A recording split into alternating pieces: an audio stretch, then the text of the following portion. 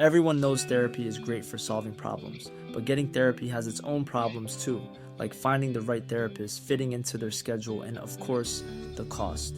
Well, BetterHelp can solve those problems. It's totally online and built around your schedule. It's surprisingly affordable too. Connect with a credentialed therapist by phone, video, or online chat, all from the comfort of your home. Visit BetterHelp.com to learn more and save 10% on your first month. That's BetterHelp, H-E-L-P. Tony Dunn, ain't nothing to it but to do it, brother. Let's roll. In a world where Carolina Panthers fans have an insatiable thirst for Panthers news and opinions, only one podcast roars ferociously. It's the C3 Panthers Podcast. What's up, Panther fans? It's Tony Dunn with the C3 Panthers Podcast, brought to you by CarolinaCatChronicles.com, where every Tuesday night we chop up the latest Panthers news and opinions from the fan perspective. Tonight, we're in the dead zone of football, but we found some stuff to talk about. In fact, I got to say, this show will always Hämmere weiter.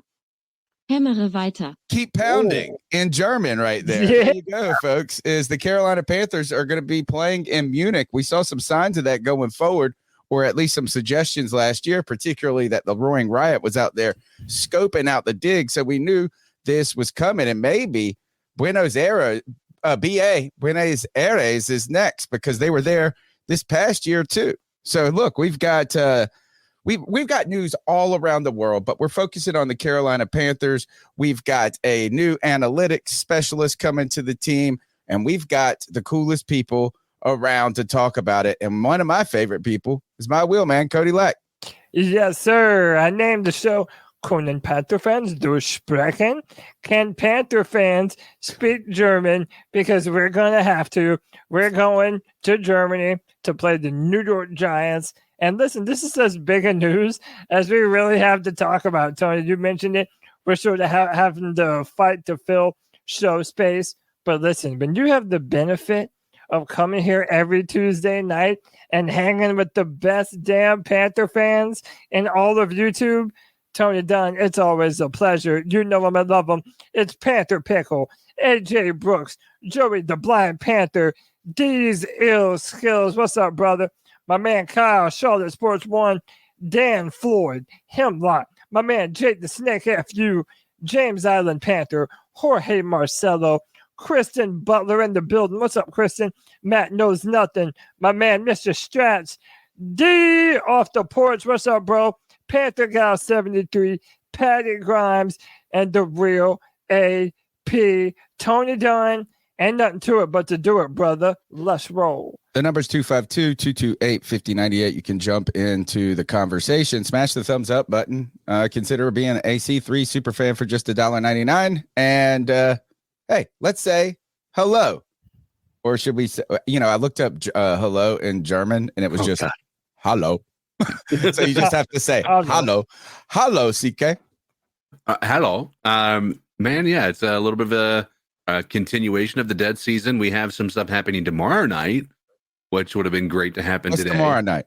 They're going to do the schedule release. Yeah, the schedule release stuff happens tomorrow night, but we already know not a lot of the specifics, but there's some leaks that have happened that we could talk about the games and what have you. But at the end of the day, we're just essentially going to recap a little bit of rookie mini camp, maybe some of those interviews we heard, and talk about going to Germany this year.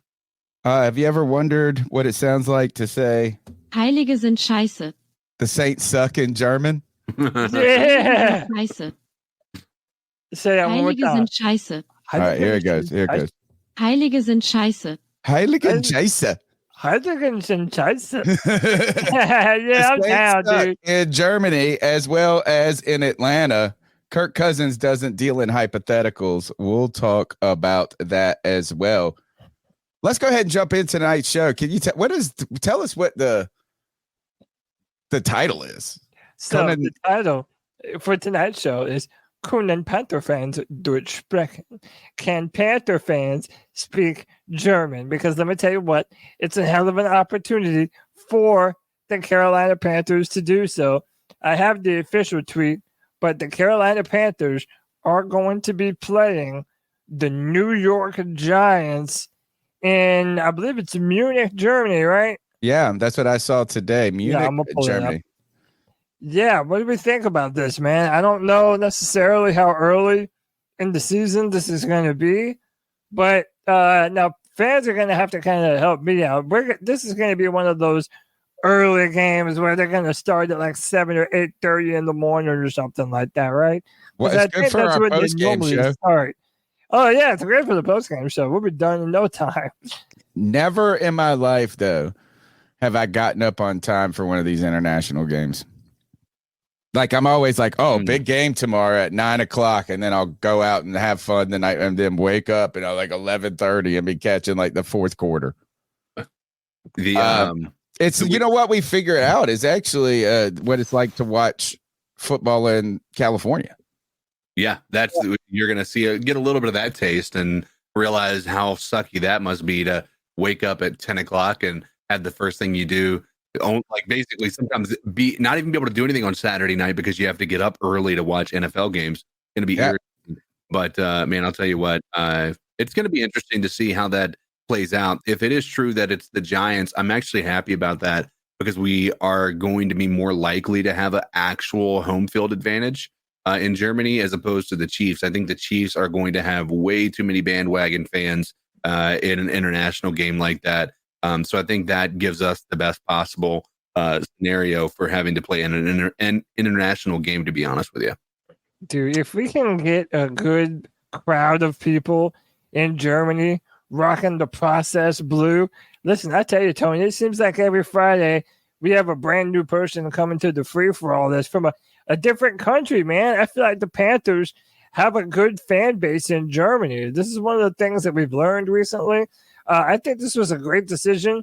I don't know how many international games the Panthers have ever had. Is this the first game that we played on? No. We played in London in a few years ago because I got the Keep Pounding shirt. Yeah, that's right. And we made the shirt. I can't remember who did we play. I think we played Jacksonville, maybe. Was it Arizona? Who did?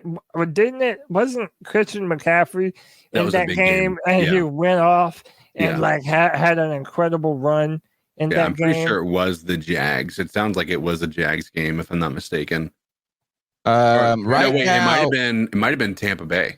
Just to let you know, we had 14 audio downloads in Germany last month. Yes, we already have a German fan base, baby. C3 is an international fan podcast. Dude, how dope would it be to do a show from Germany? God, that'd be fucking.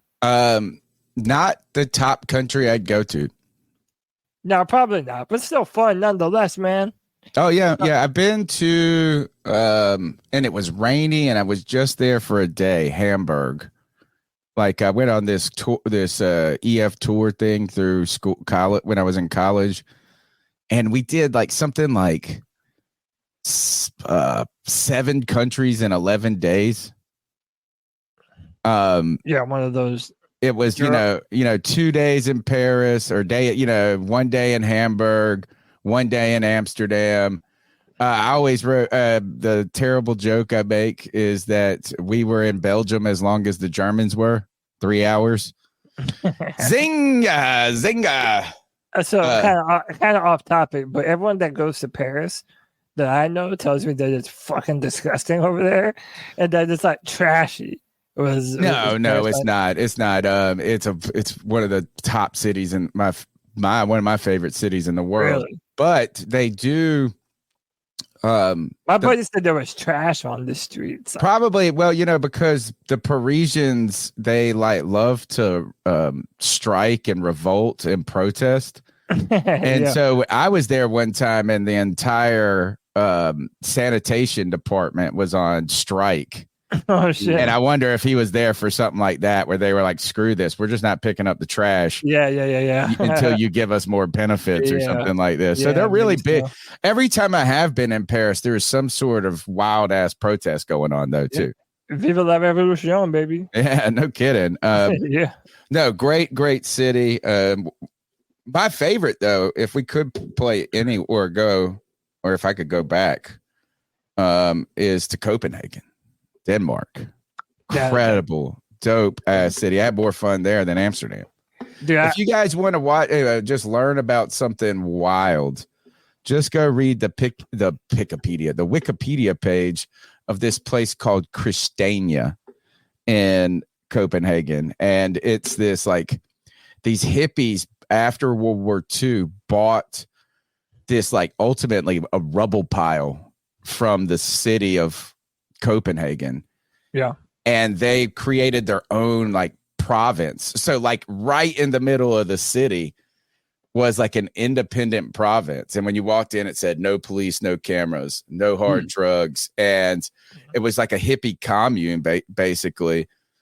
They did run into some problems with the Denmark government from the last I heard, because they sold weed, right? Like that's how they like funded their community. I think a lot of it. Drug money. And but it was like cool, man. Like I was there, it was like some old people beside me from Florida chill. It was real nice, real hip and laid back. But some like real gangsters tried to like take over their business or wanted their connections, and they wouldn't deal with them. So one day these gangsters came in there with like submachine guns and shot it up, and like a tourist got killed. And Denmark was like, "Geez, we got to put some rules on this bitch." Yeah. It was cool though. It was fun. Bus number 8. If you're ever in Copenhagen, get on bus number 8. It will take you there. How about this? We'll go across the panel and we'll ask everyone in the chat room, what country, if you could pick and have your pick, what country would you love to travel to go see a Panthers game? My answer, Rio de Janeiro, Brazil. Yeah. Well, no, that's what maybe we were looking at, right? Yeah. Was it BA? It was rumored that it was Rio de Janeiro that we were rumored to be playing in. But that would have been awesome. People in the chat, Japan.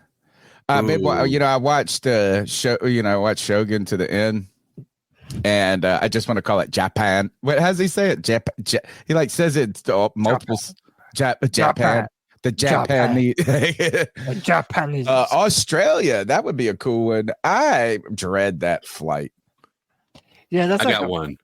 All right, hit us up. 16-hour flight. In honor of our tryout kicker, Ireland.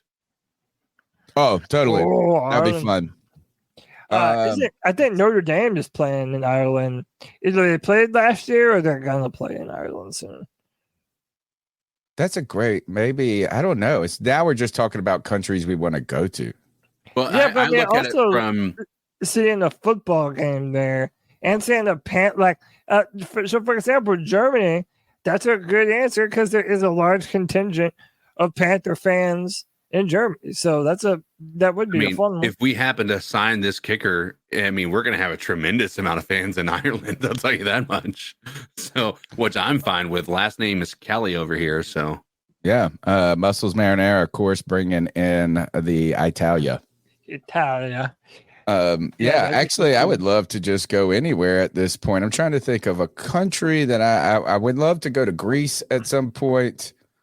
Anywhere where the stadium sings and it's like a giant concert, like the UK. Yeah. We really got to adopt some of those football traditions. Yes, where the whole fucking stadium has a chant that's all like "fuck you" to the other team. Yeah, dude, we need that energy. Shout out to Dan Floyd. He's from Newcastle. He understands this shit, man. Yeah.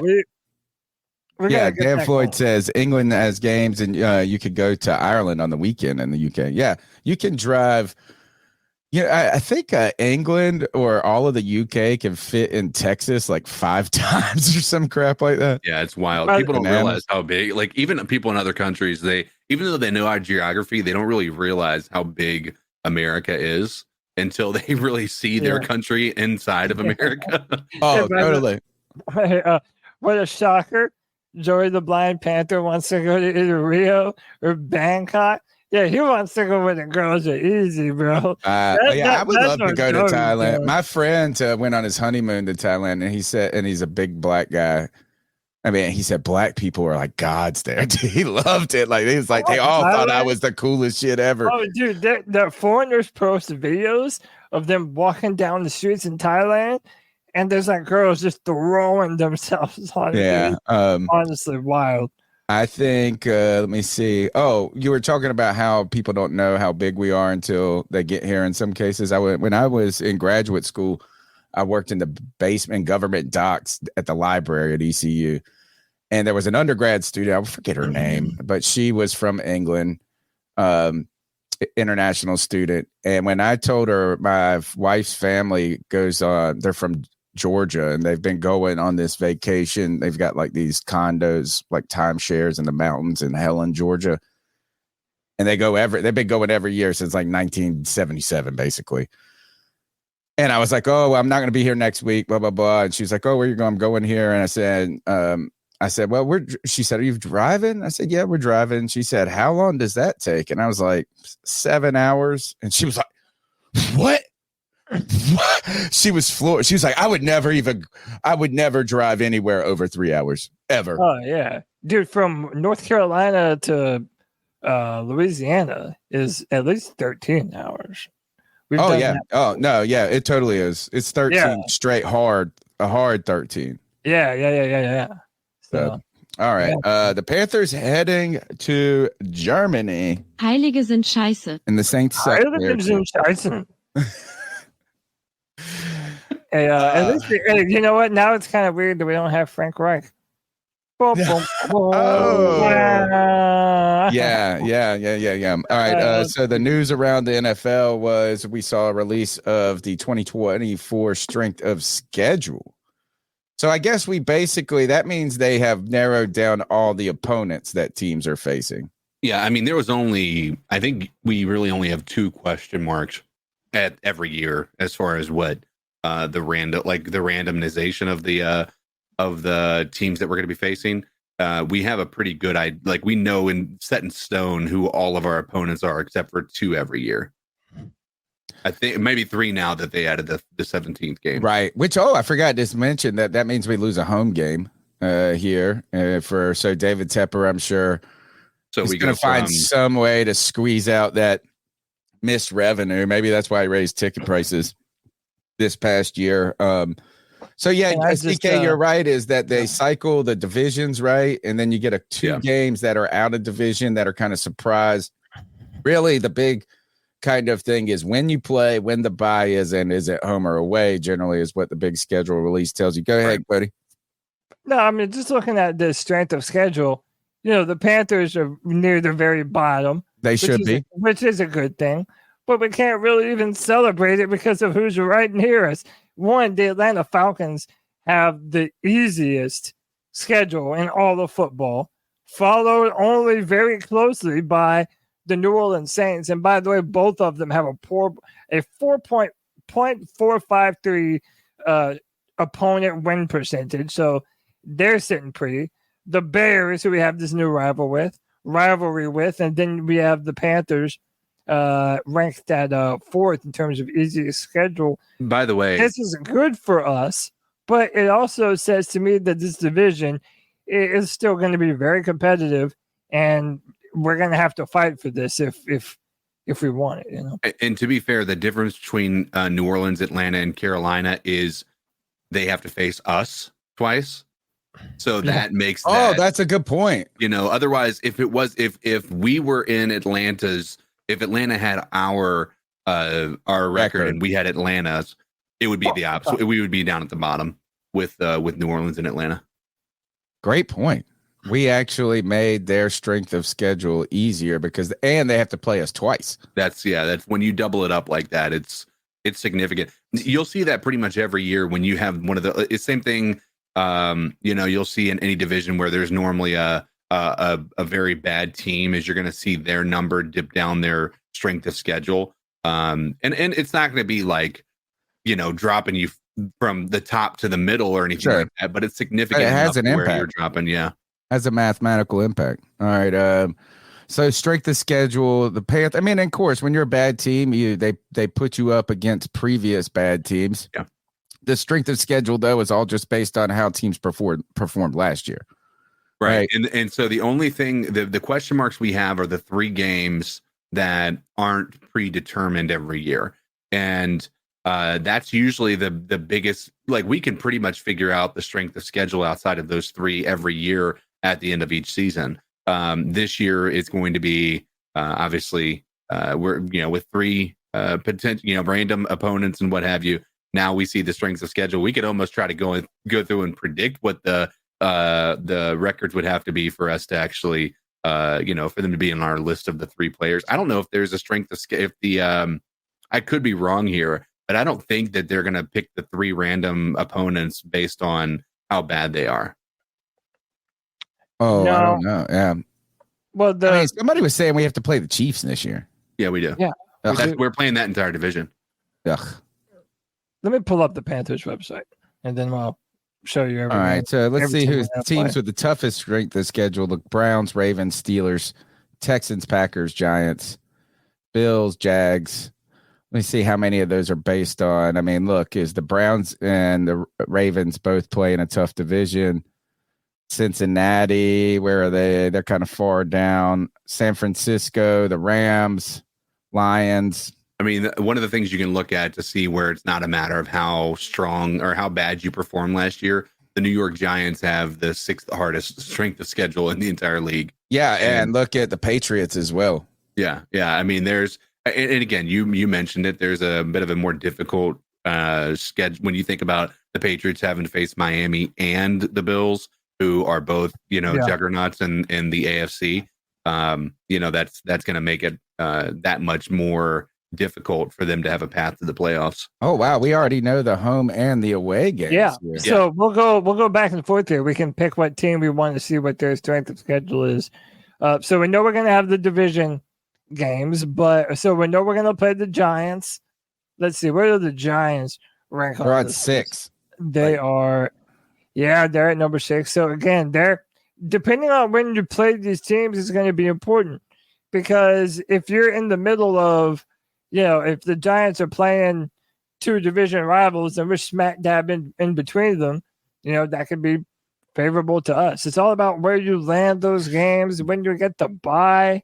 The Panthers are a trap game for every team. For everyone. For everyone. So who else? Let's see. You got. We already talked about the Saints.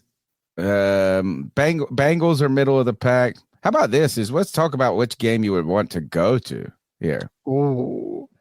I think the Giants would have to be at the top of the list if here. it was in Germany, okay. I would probably say, the Bears would be fun just because of the rivalry that we've got. Pick going. one home one and one away one. I mean, selfishly, I would. Okay, so come on, you better. I think I know what you're going to pick.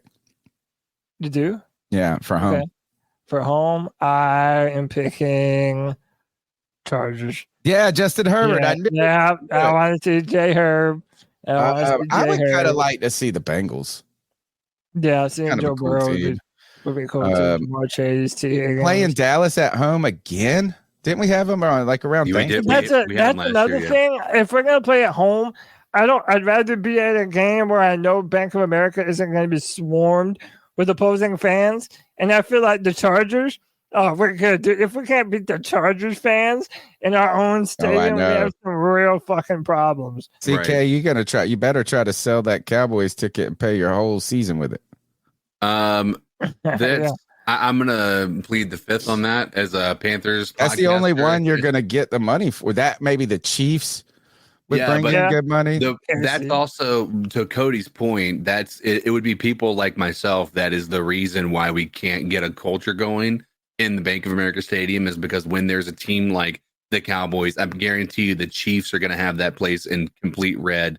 It's just we don't have the culture to be able to outstand the willingness of these other teams to be willing to pay a tremendous amount of money. You know what I mean? Right, but baby needs new shoes. You know what I'm saying? All right, CK, you said the Giants. The Giants. The Bengals. Giants, not for just the Germany aspect of it. It's because of the Brian Burns piece of this. Right. Yeah. That's it. That would be the only reason. I'm looking at narratives really, and the only narratives that are worth anything in this season lineup. Last year there were a lot. This year it's only the Giants with Brian Burns and Chicago with them having Caleb Williams and DJ Moore, plus obviously all the other pieces they added this year. Billion other pieces they got. Yeah. I think we're kind of all on the same page. I think I would pick Chicago in this case when it comes to that. All right. What else is up on the show here, my friend? Next up on the show, since we're done with strength of schedules, so PFF put out most underrated player on every team in the NFC South, and they put Taylor Moton, and that does spark a good conversation about who is the most underrated player on the team. He's definitely the most unsung. Like Taylor Moton is not a superstar. He's not somebody that people, I mean, how many right guards truly are? Lane Johnson for Philly. Look, 3 of these people are offensive linemen. Yeah, nobody ever gives credit to the O-linemen, even though they should. They make everything happen. I think I saw a stat, something that Taylor Moton has played every snap or something like for the last 4 or 5 years. Yeah.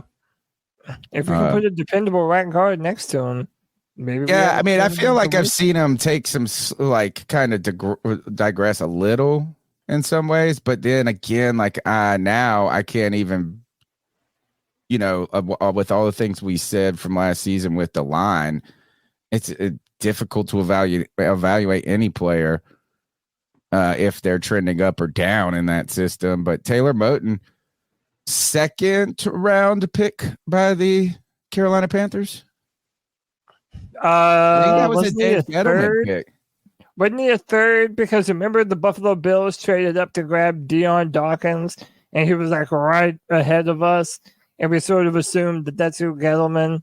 Was that the Curtis Samuel year, or was Christian McCaffrey, Curtis Samuel, Taylor Moton, maybe? How that went? I believe it was either 20. Yeah, I believe it was 2017. I'll look it up. It's been a minute. Yeah, I think he is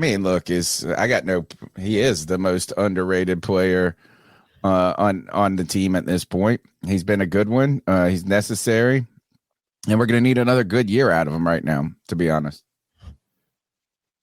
Yeah, would you agree that he's the most underrated player on the team? I think so. I think so. I'm trying to think of anybody else I would put in that category. Like JJ Jansen. He was drafted in 2017. Yeah. And you're right. It was in the second round. Oh, okay. I thought it was the later round too, to be honest with you. Second round of the 2017 draft. Because we've had 2 offensive linemen in the second round. We had Greg Little the next year, I think. Right. I would say that it would be Shaq Thompson. Dan Floyd talked about it. If he had played last year, I think you could have put him in that category. I just don't think that him not playing last year is going to put, a bit of an inability to put him in that category of underrated, especially coming in here being a little bit older now. Yeah, I can't even think of another player. Derek Brown. I don't know. You can't league-wise anymore. For us, yeah. He got paid. I guess we're the only people that care about him. Didn't he make the Pro Bowl last year? That feels right. That feels right. So, I wouldn't put him in that right off the top of our heads. Yeah, I know. It's almost as though we have a podcast about it. I know. No kidding. It's almost like I'm trying to block out the memory of 2023 when it comes to the Carolina Panthers. Who can blame you, man? Yeah. All right. What else is up here? We have Steve Smith inducted into the Carolina Sports Hall of Fame. This is something that even Dave Canales said he was attending this conference. He grew up watching Steve And this is great for Steve, man. He is plugging away on his channel right now. He is doing good work there. He's I guess that because he's from California, right? So this is just completely based off of his pro career with the Carolina Panthers. Yeah, that's it. There's no other connection with Carolina that he has. Still lives in Charlotte though. I love that. I love that these players that are from like they stay here. Yeah. Prominent places, you know what I'm saying, is like going back to Cali ain't happening for that guy. No. No. I mean, all right. Dude, so congratulations, Smitty. I do love the fact that when Panthers set up roots here, they stay here, man. Greg Olson's still here. Luke Kuechly's still here. Lots of people are still here, man. Yeah. Great. And we could debate, is he greatest Panther of all time? He's definitely on the Mount Rushmore of Panther greats.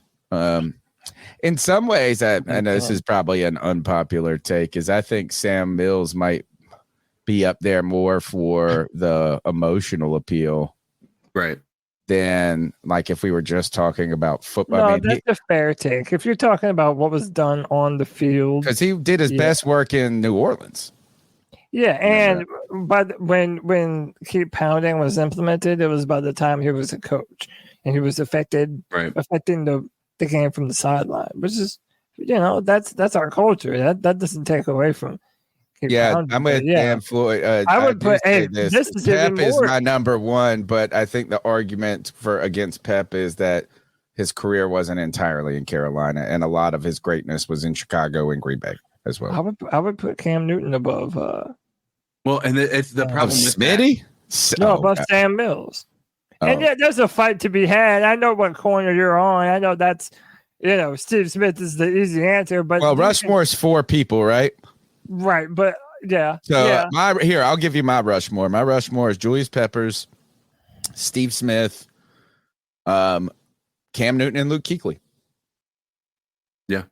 I can't think of anybody. I have some real honorable mentions in there maybe, but nobody I think that could edge those guys out for their contribution on the field. Cam Newton, Steve Smith, Luke Kuechly, and Greg Olson. That's my 4. Greg Olson. Oh my gosh. I mean, I know. Look, to me, it's about what's your most memorable years of the Carolina Panthers. And my formative years as a Panther fan, the highest height was to me when Greg Olson was the best tight end that we've ever had. And arguably the best tight end in the league. Great segue, actually, to another one of our new rookie who we got brought into the mix. I think it's a little bit further in the show. Skip ahead a couple, and I got to learn these guys' names. A couple more. Sanders? Yeah, Sanders. Here we go. Pull this up right here. Jadavius Sanders said, and this was reported, I believe I got this from The Athletic. He says, I feel like every rookie got to earn their number. I knew I wasn't gonna have a 0 coming in, so I've already had that mindset, knowing what I got to do. Come in, put in the work day in, day out to earn that number. I told everybody I'm trying to be the next Greg Olson here.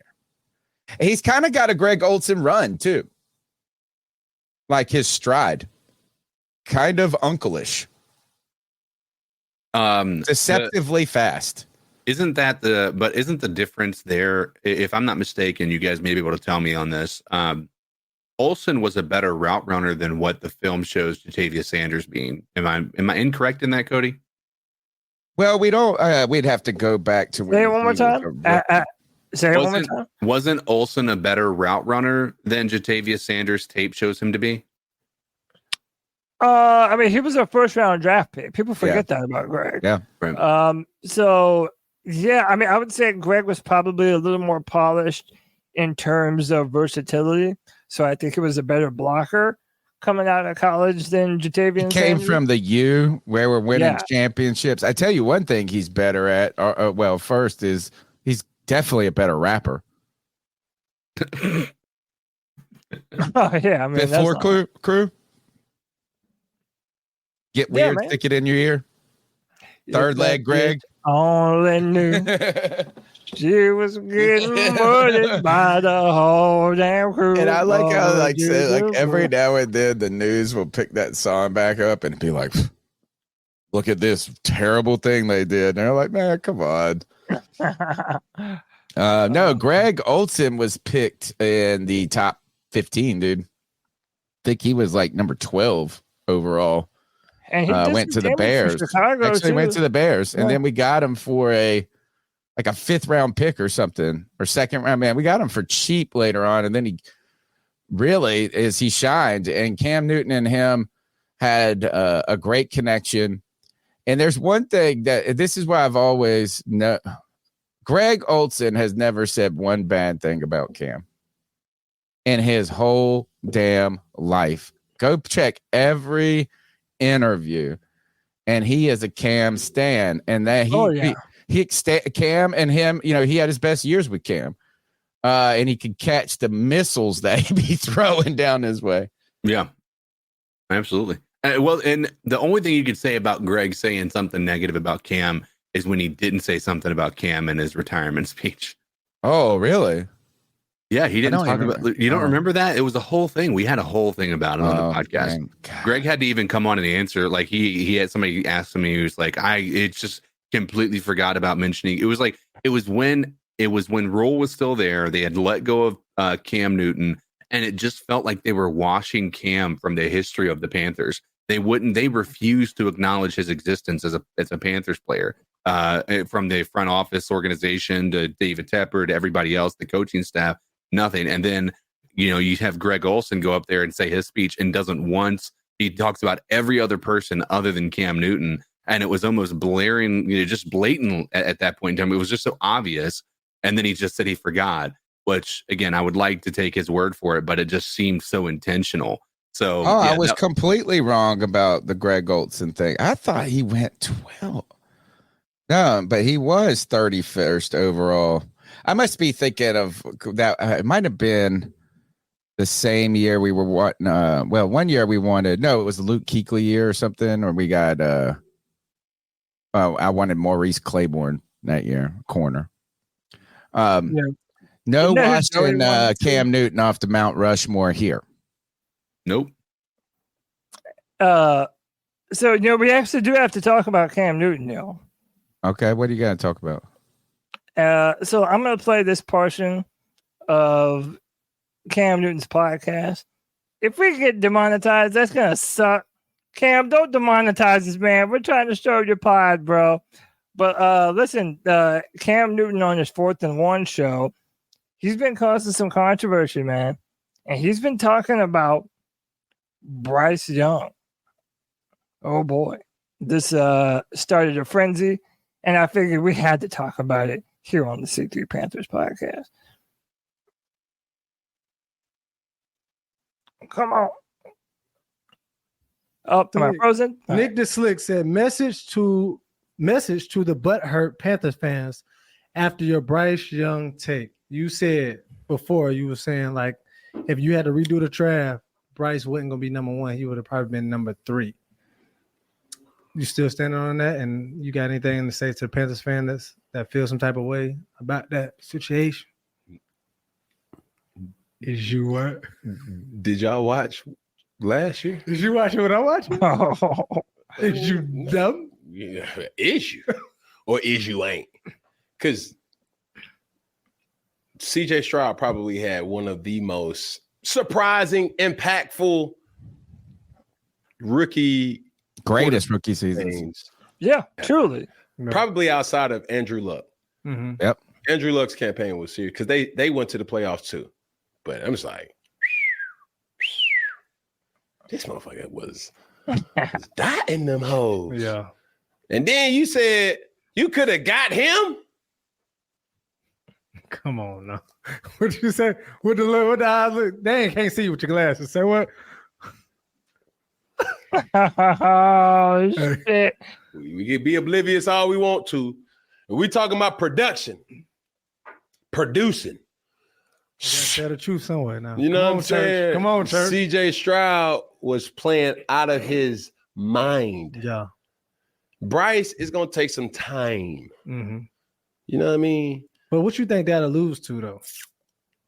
Hell, man, first off, Carolina Panthers was not a good team last year. Yeah, but the people could have said the same thing about Houston Texans. The Houston Texans was not a good team on paper. Matter of fact, fuck it.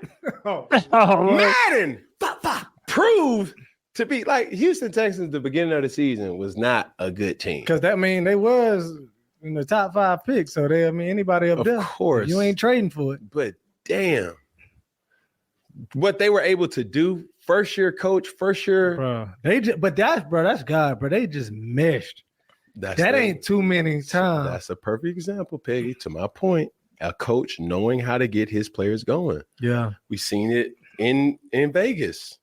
Mm-hmm. Same situation. You seen how players rallied around a situation and said, "No, we gonna fight. We're gonna ride for you, coach." You feel what I'm saying? And that's all I'm saying. Like So that's pretty much it, man. Cam Newton has pretty much said. He said the first time that if you're doing a redraft, Cam Newton doesn't even. Bryce doesn't even go number 2. He goes number 3 after Anthony Richardson. Which, by the way, is a lot of. Well, okay, I'm just saying this pissed off a lot of people, a lot of Panther fans, a lot of Bryce Young super believers and super supporters. Man, look, I gotta say, I feel like right now what Cam Newton said is a little just undeniable until otherwise is proven. There's no way that history isn't going to look at it that way. He's saying Bryce Young is going to need some time. I agree, but it depends on how much time we're talking about. I mean, really, I think it depends on how much time we're talking about. I got in trouble today, man. I spoke my mind on Twitter and said, like, if we don't see some sort of advancement out of Bryce this year, I'm not so confident that we're just going to name him the starter in 2025. Not trying to put the wagon in front of the horse, but right now, to me, I have zero problem with what Cam Newton said. And I don't have anything. Bryce proves otherwise. That's the truth. Well, Cody, I think you've got to have a problem with the fact that he dropped him to 3. You can say CJ Stroud should have been taken number 1 because there's no proof that he Lamar did have like 3 good games in a row before Anthony Richardson. Anthony Richardson. Yeah. No, Anthony Richardson. He got hurt. He was killing it. He was not killing it. He was pretty good. He wasn't doing as much. I think you might be looking at it a little bit differently. He wasn't killing it, CK, but the highs were higher than what Bryce was able to do. And guess what? He had the number 2 offensive line in the entire NFL. I hear you, but you have the size, you have the strength. Right. But what I'm saying is all those things compounded with him being so small. Let's also talk about, like I said, I'm fine with the CJ Stroud aspect of it. There's an argument to be said that CJ Stroud, like we've had this argument ad nauseum, whether he would be able to perform at the same level that he did here in Carolina. He wouldn't have, period. I don't think there's a single person on this planet that would be able to argue that. But the AR aspect of it, AR is absolutely going to be number 3 in that regard. Maybe even number 4 behind. No, listen to this. Anthony Richardson has had more injury history his entire career through high school, college, and now his first season in the NFL. He only played 3 games. So you're taking that into consideration. So when you think about it from that perspective, every other quarterback that was drafted was more available than he was. So availability is your biggest asset as a quarterback. And one of the things we know, how many games did Cam miss in his first season? And we would have compared him to Cam Newton. Cam Newton was a mutant. He didn't have those injury issues. Even when he did, he played through them. Anthony Richardson was not able to. I'm saying that the way that Anthony Richardson plays is going to shorten his career immensely. So he should not have been taken number 2, period. But okay, do you see how it's a conversation though? Because you're saying that, okay, well, Bryce was available, but Colts fans might say that in those games that Anthony Richardson did play, that he gave them a shot to win, and he did lead them to more victories than Bryce Young did. It's at least a conversation, and I think that's fair. Bryce lasted the whole season and didn't get hurt, which is what everyone said would happen to the little quarterback. But I mean, Anthony did show some big time highs here. I got a question about this. Is when did Richardson get hurt? He got hurt 2 times. He got hurt in his second game. Okay, because Gardner Minshew still had 171 yards passing in that game. They had a win there. Right, and that was Gardner Minshew winning that. And then he missed a week. Then he comes back. So did Anthony Richardson not have any wins either? He was 2-2 technically, but 2 of those wins were with other quarterbacks coming in and starting. Right. Okay, I mean, I'll say, look, that's fair, is that I think you saw the excitement factor. Look, I wanted Anthony Richardson because of the Cam Newton factor. You didn't see a lot from Bryce that was just memorable. You saw him survive. That was memorable. If you're not invested like a Panthers fan, right.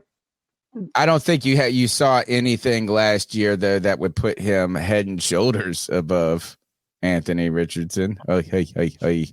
I would say, yeah. I mean, if you look at his statistics, outside of the 1 interception to 3 touchdowns, which isn't a great record, a number of touchdowns for 4 games. If you look at his average yards per game, it's lower than Bryce's. His average touchdowns per game is lower than Bryce's. He was running though. Yeah, I mean, he had 7 touchdowns in total in 4 games. So, I mean, it wasn't like he was scoring 3 touchdowns a game in those electrifying games that he played in, right? That's when you think about, he had the best out of any rookie quarterback. He had the best offensive line. Arguably, at the beginning of the year, you would have argued that he had the best receiving core than any other rookie quarterback had. And that's what we got. It wasn't like it was a crazy, number or anything along those lines. I would say at this point in time, if I'm being honest with you, I would have taken Will Levis before Anthony Richardson. Ooh, that might be fair. And you could almost say Will Levis had more success last year than. But also, can I just? I wanted to push back on this. And look, man, I'm not trying to shit on Bryce. I've said before, we all want Bryce to be successful. We all want Panther W's. That's the only thing that matters. But we do this thing where it's like, oh, CJ wouldn't have been good on the Panthers because the Panthers were terrible. So therefore, CJ would have looked just as bad as Bryce. To me, that's like saying, oh, well, the Tinkerbell would fly faster than the Easter Bunny if she had Santa's sleigh. Like, what are we doing here? But you can't No. I can Cody, also say, you can't do that. No. Can we stay focused on the Cam part? I want to say this, though. You can't say to me that you couldn't guarantee that even if it wouldn't have been incredible like it was for the Texans, that CJ at least wouldn't have been better than Bryce was on this team. Okay, but I can say that just as easy as it is for you to say that CJ would have sucked, I could just as easily said, fine, he still could have been better than Bryce and have done better than what Bryce did. Nobody knows that. But what we can say is that not a single one of these quarterbacks would have gotten us 5 more wins than what we had. Yeah. I mean, we're not, but let's stay focused on what Cam said.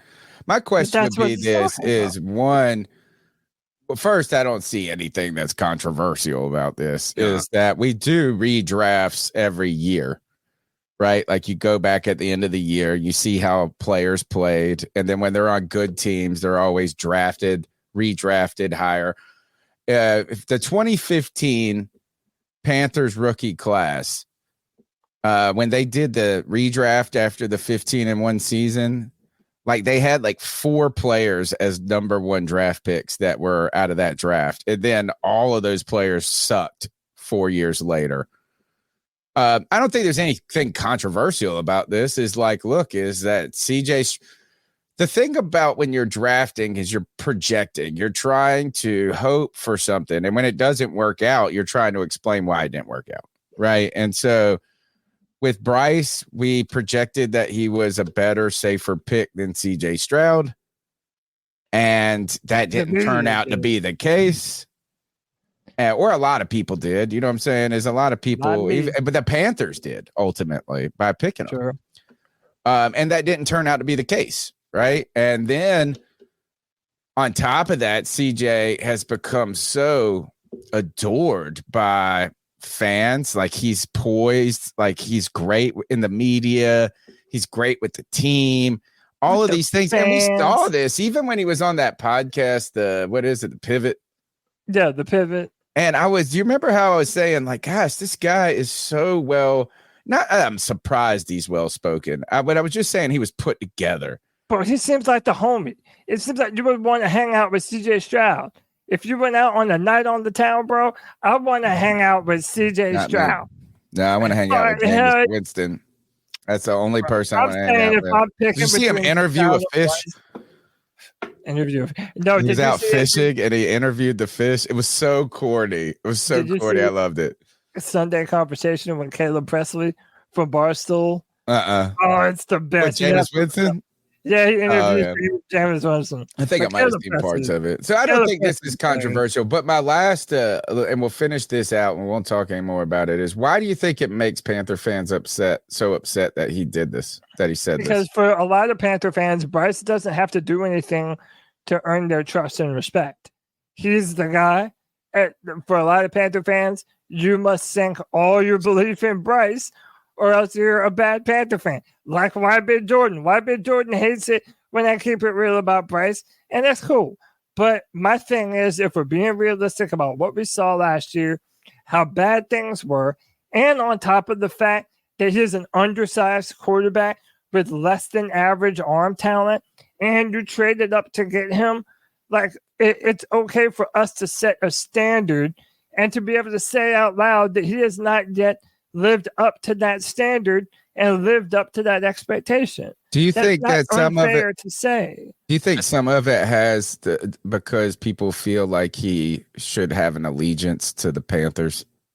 And that's about 50% of it, in my opinion. Okay. I think the other 50% of it is that I think people feel like he's doing the revisionist history because he was talking well about Bryce a little bit before. Well, during that whole process last year, he said that Bryce was the number one overall pick. Like that was his opinion about Bryce. Yeah. The difference here is that, and this is where I think people need to kind of cool it off a little bit on Cam Newton, is everybody can have their own opinion. Him saying that Bryce Young wasn't the guy that he thought he was doesn't make, Cam Newton the bad guy. Or maybe that Stroud was better than we expected, right? I mean, he is talking in the looking back, right? Right, exactly. This isn't if we had to redraft, he would be number one, is what he said, right? I think the other part of this that is making Panthers fans upset is we already get shit on all the time, and we would hope that Cam Newton isn't going to be one of those people just adding to that list of people shitting on the team, and not taking into consideration. We should have treated him better, right? And to not have him mention all of the things that led to Cam Newton or to Bryce Young having that type of a season. That part, I think, is worthy of a conversation. And people were talking about, he even mentioned the Houston Texans. They were a bad team. They were, but they turned out to be a good team. This shows you a great team. Yeah, this shows you when we go back to that strength of schedule thing I was talking about, is that's all just based on last year's results. Right. Yeah, but look, we all looked at Houston as terrible because they were bad the year before, because they were going in with a new coach. They were. But it's a new year. It's a new phase. Like that's why the Carolina Panthers don't necessarily have to be bad this year. No, but like this is what I have a problem with, man. Like again, Jordan, I'm not trying to single you out, bro. But like now that Cam Newton dared to keep it real and not just placate the Twitter divas online about Bryce, like now that Cam kept it real, now you have Panther fans going back and saying some shit like this, like, "Oh, you had 3 good seasons, and you was mainly just a fullback." Like, bro, this quarterback that we have under center right now has not done a damn thing for the Carolina Panthers, and that half the fan base is wanting to throw themselves off a cliff on a hope and a prayer like this guy's the answer.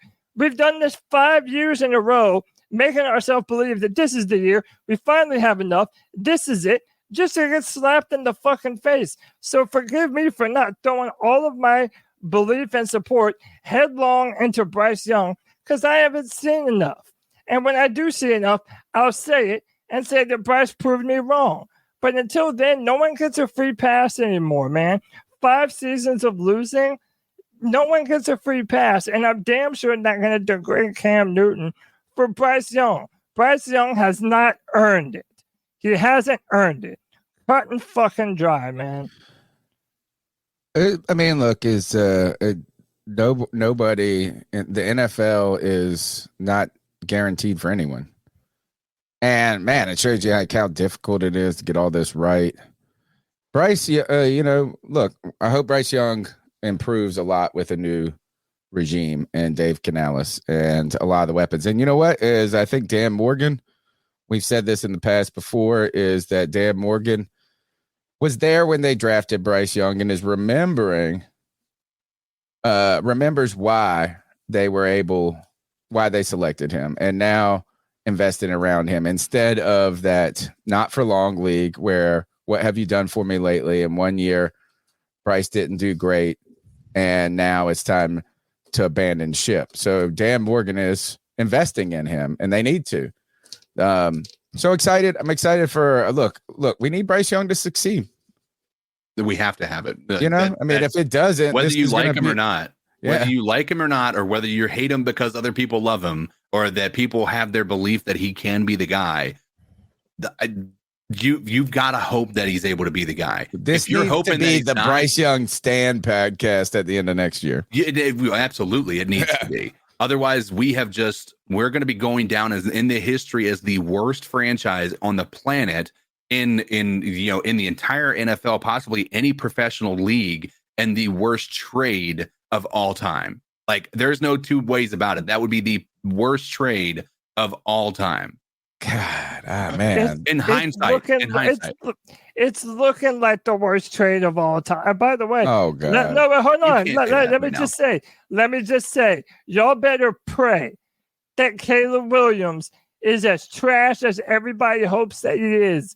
Because if he actually turns it on, then it's not just going to be that the Panthers passed on CJ Stroud for Bryce Young. It's going to be CJ Stroud and Caleb Williams, because we had that number one pick. That was our number one pick. So, yeah, there's a lot on the line for Bryce Young this year. And I'm sorry, if we don't see like a legitimate step forward, I'm talking a real step forward, some signs of life, I don't want to hear about no year 3 shit. I'm done. I'm done. I don't want to hear about no year 3 shit. I tell you one thing is, I see, as I'm watching the Bears, and they're putting they put a pick out that said Aura and had Caleb Williams up there. I just remember how we felt when we drafted Bryce number 1, and we were like, the brilliance, the this and that. Look, is who knows what's going to happen with Caleb Williams. I get really I hate, and speaking of, we saw Leggett on the first day of rookie mini camps catch that ball, twist in the air, and turn it upfield. And people are like, oh, I'm so fucking we see that every year, dude. Yeah, but I looked at Caleb. They were like, the Bears fans were talking about this. Look at Caleb Williams. And he threw like a wide receiver screen. And it was just like, oh, yeah. Look, I went on the radio. This was on Friday that we opened up rookie mini camps. And yeah, Right. So we opened up rookie mini camps on Friday, and I went on Pirate Radio, PRL Live. You can check me out at 4:00 there. They're on YouTube live, PRL Live, every 4:00 they have a show every day, but at 4:00 on Fridays we talk NFL. And he's asking me about the stuff that I saw. Like, he's like, what'd you see today? And I was like, I saw football-looking men doing football-looking things with nobody around them. We can gush and gaw over all of this, which is fine. I'm hoping. I want these guys to just, all of them, to be awesome. But you look through Twitter and every fan base is like, oh, that same clip. Oh. Yeah, everybody's excited. Everybody wants to be excited about their team's prospects, man. And Xavier Leggett did, he can't just say look good. He looked good in one sock. Okay, the man is built like a shit brick. Yeah, these are all football players. They all look like this, except for the one we got. Some more, yeah, right. Except our quarterback. Yeah, some more than others. We also got to remember how many highlights we were seeing of DJ Chark last year before the season started as well. Dude, let's dial it back a minute. I am all for Xavier Legette being able to be the guy, but we've got to Cody's point, nobody's getting a freebie. Like, we can't take these slow motion videos that the social media team's throwing out there and being like, oh my God, this guy. Oh, there's nobody defending them. They don't have pads on. Think about this. Brian Burns last year in the training camp, we were all like, oh my gosh, did you see Aaron Rodgers talking about, can somebody block that guy, please? Oh my gosh. Oh yeah. Brian Burns is going to have 32 sacks. And then, look, as the more I've been doing this podcasting and following the NFL, you guys talk about me hating the NFL draft. It's really just because I've gotten to this point where it's like, it's so much time and energy on things that are ridiculous until they're not. And yeah, I guess it's fun for people to stake a claim.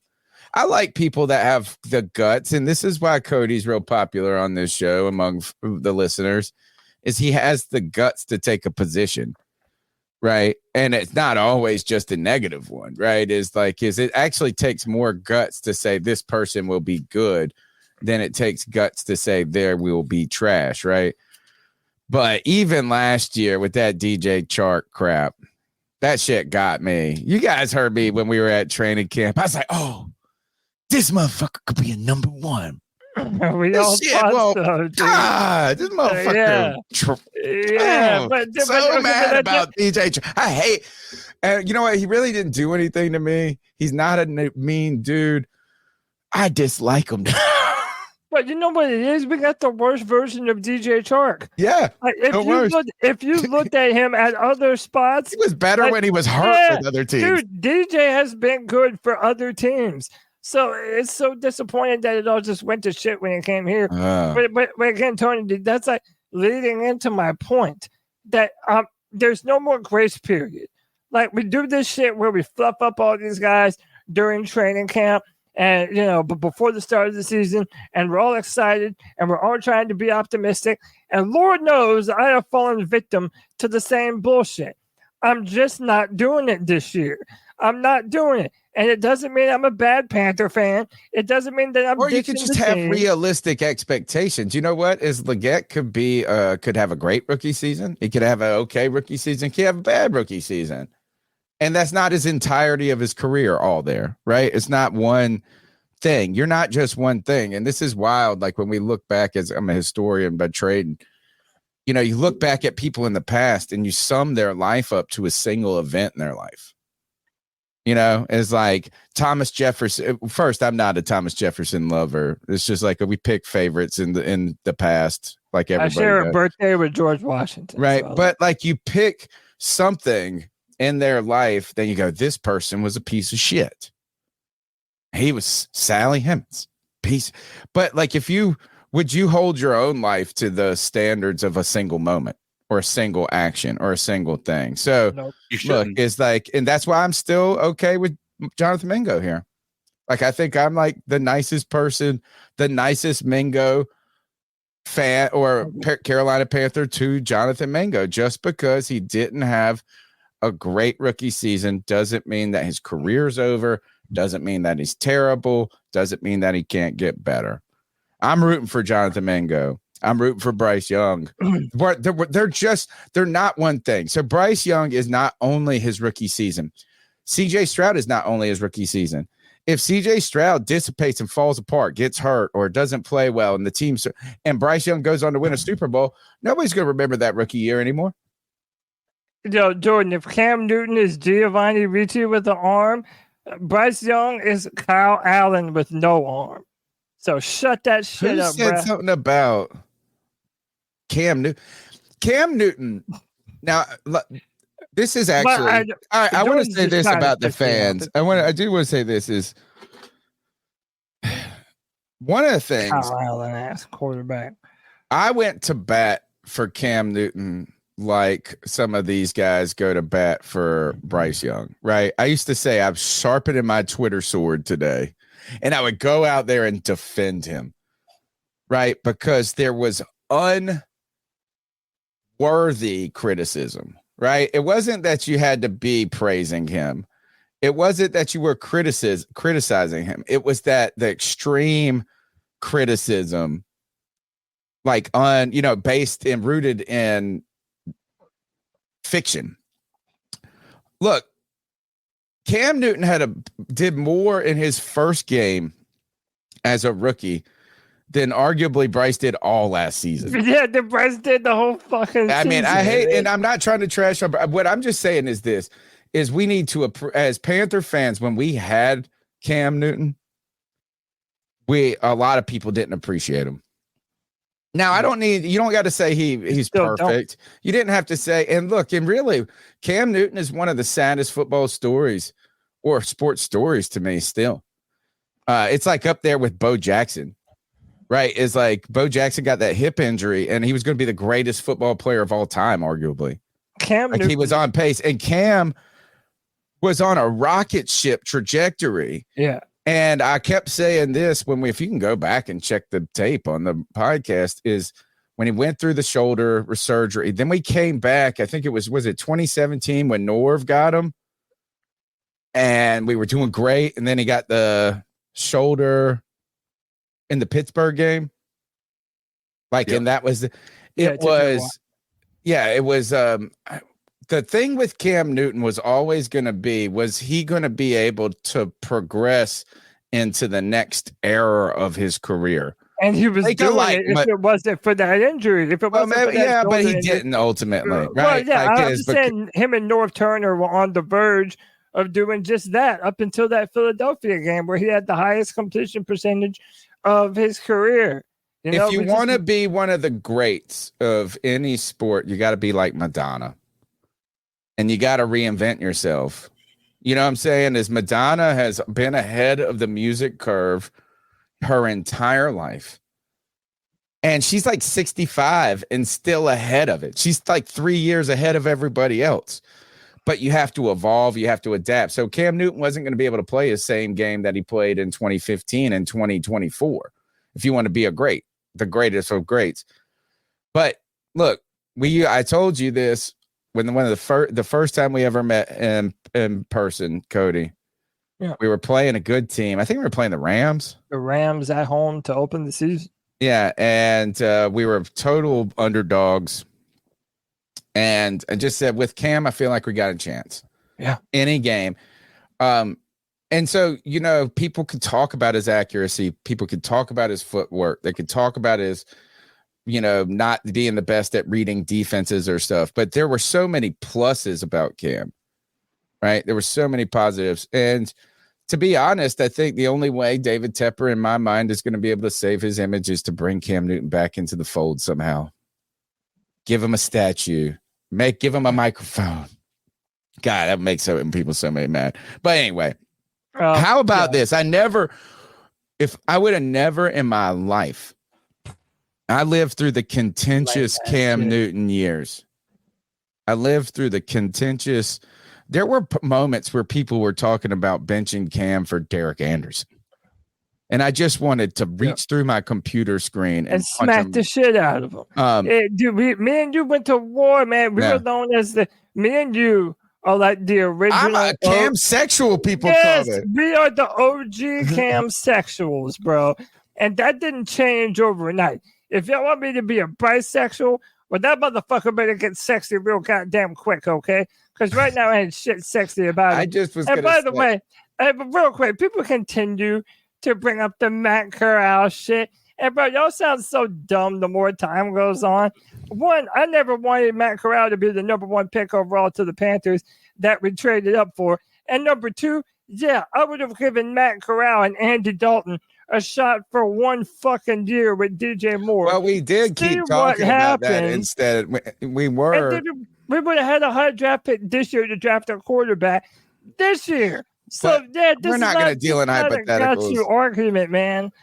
The only thing I wanted to finish on was, if you would have asked me in 2020, would there ever be a more contentious quarterback than Cam Newton? You'd say never. Carolina no fucking never way. In their fucking life would you and then to have the most clean cut like all of He's this. a Boy Scout. Yeah, and He's then this Scout. guy be more divisive than Cam. I'm here for it. Bro, I'm fucking here for it. It's absurd, bro. It's absurd. Right. My last thing about Cam Newton, if you want to say that Steve Smith and Julius Peppers were better, that's fine. What I'm here to tell you is that Carolina sports in general have never had a superstar. Cam Newton's the first superstar. He's the first superstar, like where he was known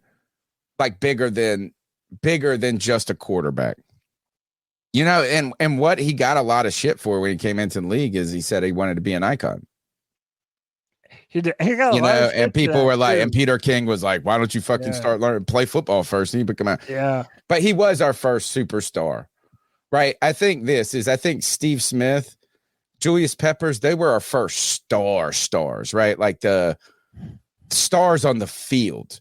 But a superstar is when you're walking down the street and motherfuckers are like, oh shit, dab on him, Cam, dab on, right. Cam Newton had the whole fucking country dabbing, and I don't want to hear about those damn Migos, bro. The Migos didn't make that shit hot. He made them. Aren't they Atlanta group?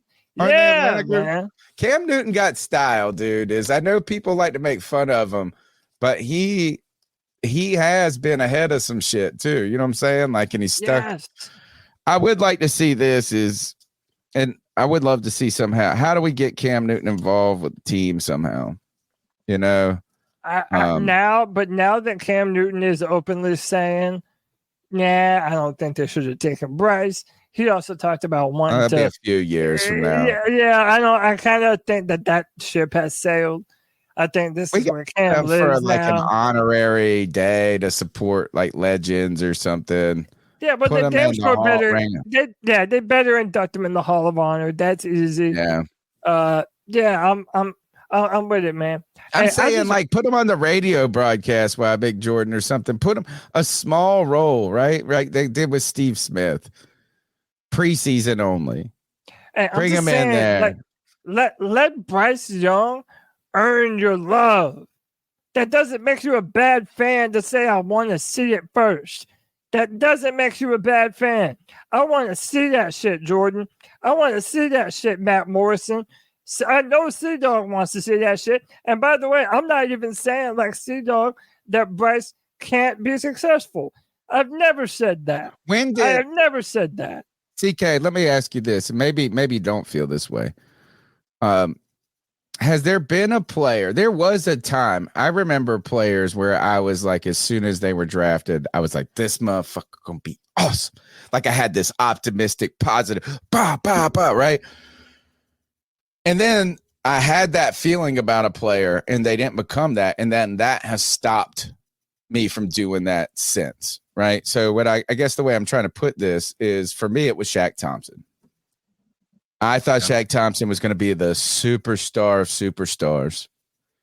And he went on to be okay, right? So now what that has caused me to do, it's like I've got a broken heart. You know what? It's like when you have a broken, you don't love, it's hard to love again.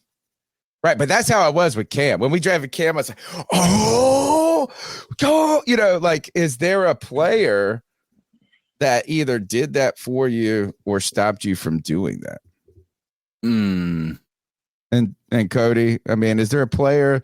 I mean, Christian McCaffrey, I feel like a lot of people, and I can't be like that because I was like, oh, I want Leonard Fournette. I think most Panthers fans wanted Leonard Fournette. We just knew he wasn't in our range. He was going to go too early. Christian McCaffrey turned out to be fucking incredible. I think Christian McCaffrey is one of those. I think he's one of those that are like we draft him. We're hopeful, but we're kind of like he's not going to be a superstar. He's going to be an all right back, but then dude turns out to be Christian McCaffrey, right?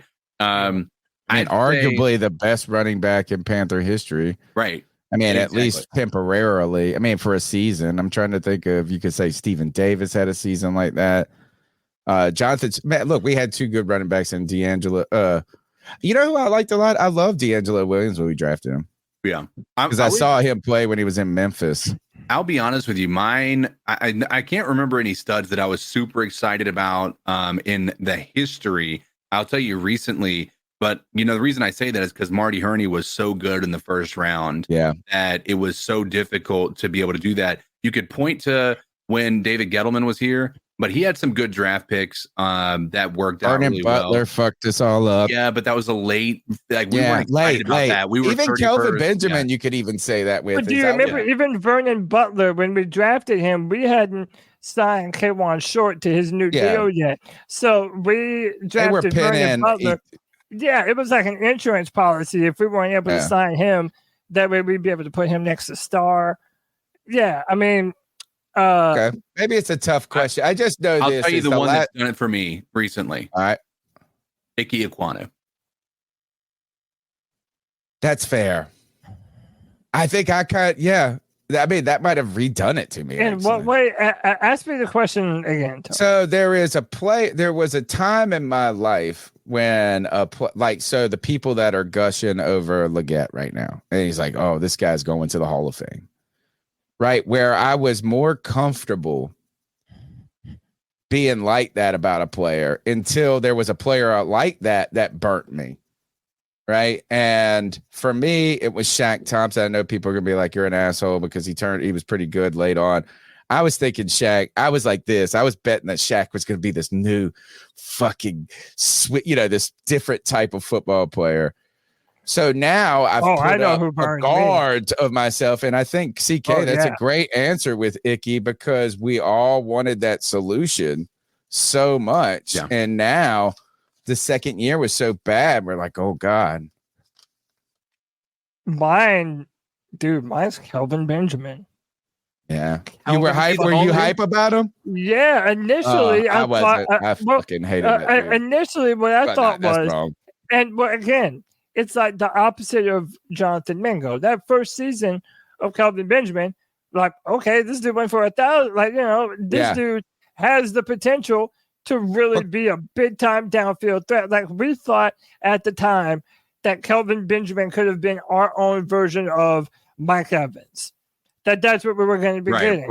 Yeah, and people were making fun of me. People were messaging me all throughout the season saying, Tony, you said this was a bad pick, right? Like here's 1,000, they were shoving it in your face. Yeah. Well, by the way, keep in mind that was the same year Mike Evans was drafted too. So like they were always going to be compared to one another. And the reason that Kelvin Benjamin doesn't qualify for that for me is because if you were hype about Kelvin Benjamin, he was that superstar in his rookie year. Wasn't hype about him. But Icky was though, sort of. Yeah, we were hype about. Well, no, he played well after those first two games. He really played well. Actually, after the end of the first season, I'm sitting there going, man. And I'm still not done with Icky, but cautious. Yeah. I mean, I would maybe even go to Greg Little. Like it was like, I know he wasn't a high draft pick, but it was high enough to where we were like, I really think he could protect Cam. Like I was like, all right, maybe this is the guy that's going to be able to cover that blind side because we had been having that issue at the left tackle for a while. And I was hopeful, man. I liked the guy. I liked his interviews. But one of the things that I think Cody was talking about, he didn't have that like what you want, the dog in him to be in that position because you got to be and that's where Icky came in and he was supposed to have that dog and it feels like he just gets dogged all the time. Yeah, to me, it feels like Icky has two left feet. He just can't get his feet underneath him. He's not nimble enough he just needs to play left tackle. I think he could benefit from a reset. I think some of it was mental. A lot of it was mental last year and starting to get in his own head. But here's a kind of a challenge for a bored ass C3 fan one day is to go back and watch. You don't have to watch the whole draft show, but go watch the draft show since we've been doing them and just fast forward to the Panthers pick. Has Tony ever been happy? I don't think I've been happy anytime, dude. I remember Kelvin Benjamin, my first one. JC Horn when I wanted Justin Fields. Like every single, maybe the Icky was the last time I was like, yeah. I wonder what the last draft pick. Well, like even with Bryce, I was a Stroud fan for most of the time. And I'm not a guy. I wasn't invested. And then at the last moment, I became an Anthony Richardson fan. Dude, I have literally not been hyped about the Panthers draft pick since probably 2015 when we drafted. No, was it 16? When did we draft Benjamin? 14? 14. Yeah, 14. And I didn't want him. I wanted Bradley Roby. That was my draft crush. Yeah, so I mean, a nickel corner gonna change your team. I anyway, get it, all right. It hasn't been exciting for.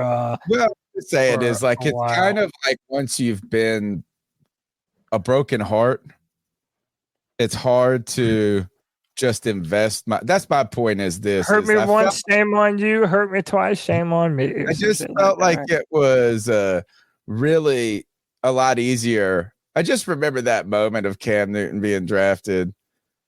And it has so much to do. There's so many other things that go into it, right? It's not just who it is, when there's other factors. And for me, I was going to see, I believe I was there for a Panthers game. And Cam Newton was playing like either in the national championship or something like that. You know, and I saw him fucking beat the brakes off of like Alabama or some shit. I can't remember. It was so long. I could go find the date. Go look came it from behind. Yeah, but I was just Alabama in the second quarter. You know, I was at the dueling the piano bar at that used to have at the what is it? It's not a thing anymore. I don't think is the dueling piano. Yeah, but it was they had what's that where Greg Hardy got in a fight with his girlfriend. It's in downtown. It used to be in downtown Charlotte. It's kind of near the basketball stadium, and there was just a bunch of bars. Like they had the whiskey bar. The Uptown Cabaret. No, that's the strip club. You silly goose.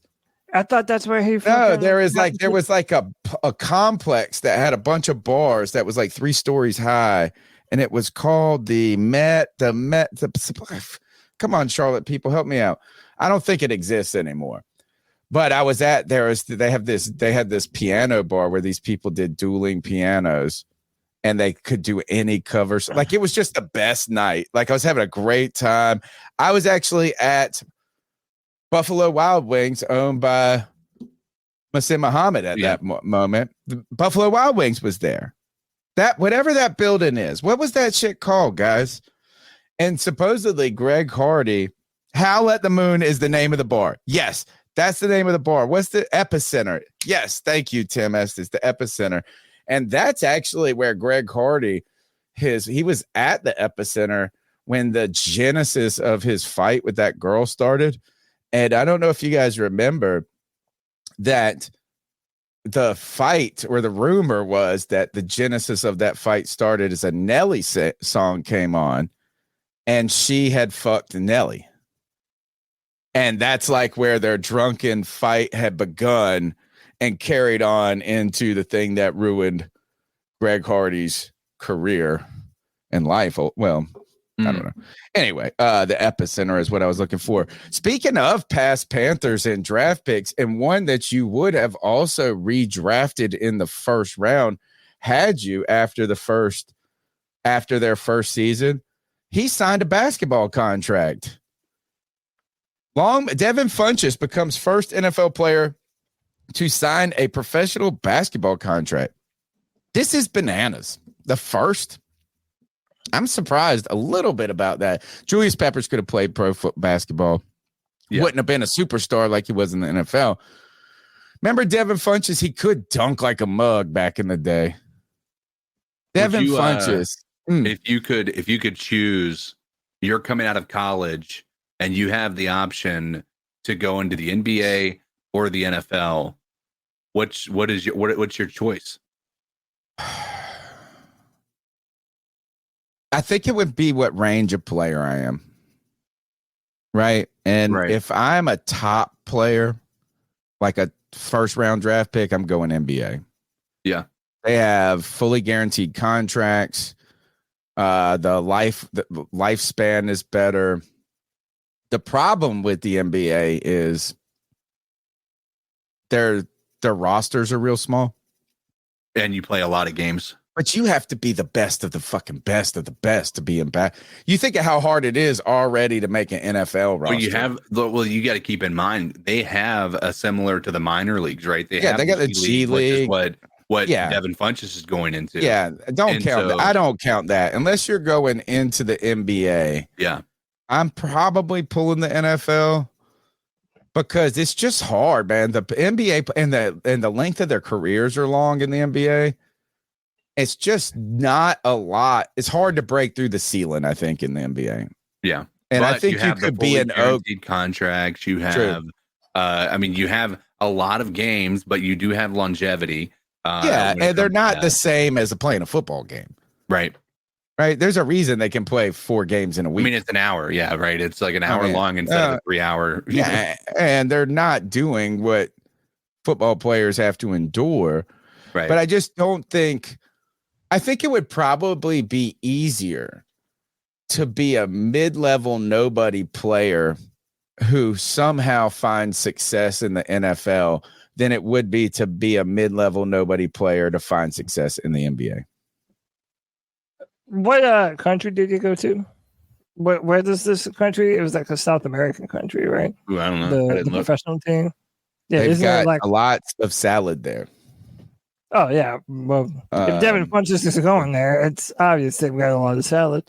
Or Devin, but after that is weird, he had though, 1,000-yard season, Columbia. I think his rookie year. Dude, he was. I mean, other than Ted Ginn, he was damn near a wide receiver 1 option in 2015. Oh, he had a great rookie year. He just mentally fell apart.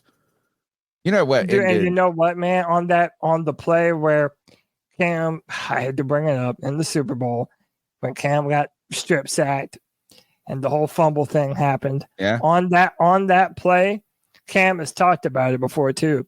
He had Devin Funchess streaming wide open. Like if he just had a quarter second. If he had a quarter second, it would have been a 65-yard play. I think you could almost find a moment where Devin Funch's career ended. And it was his going home game in Detroit where he had 15 family members and then he dropped like 7 passes. It was on Amazon Prime show on the show too. And he was so frustrated that he was yelling at Cam Newton in the huddle. Like they were trying to get Funchess to get his shit together. And Funk was like, I know. He was like fucking cussing him out and shit. Dude, he was so mad. But well, he had like funny because the year before he blew it up in Detroit. Yeah, but he had like 5 drop passes. Yeah, it was bad. Yeah.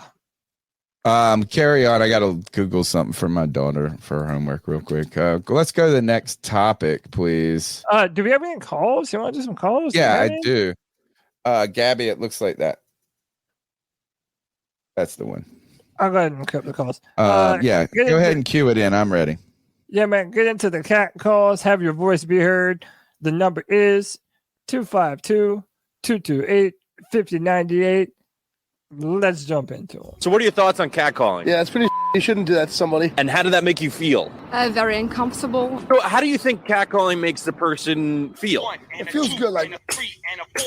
Who's that cat sitting in the back corner with his face buried in his nose? Who's that kid that can use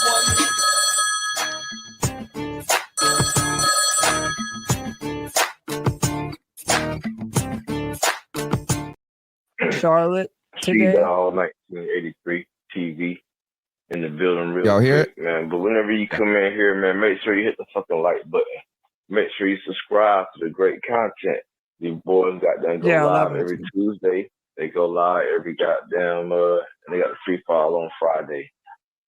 During the football season, you know, they got the live before the game and after the game. You know, Saturday they had the game simulations and everything. Bad game simulation.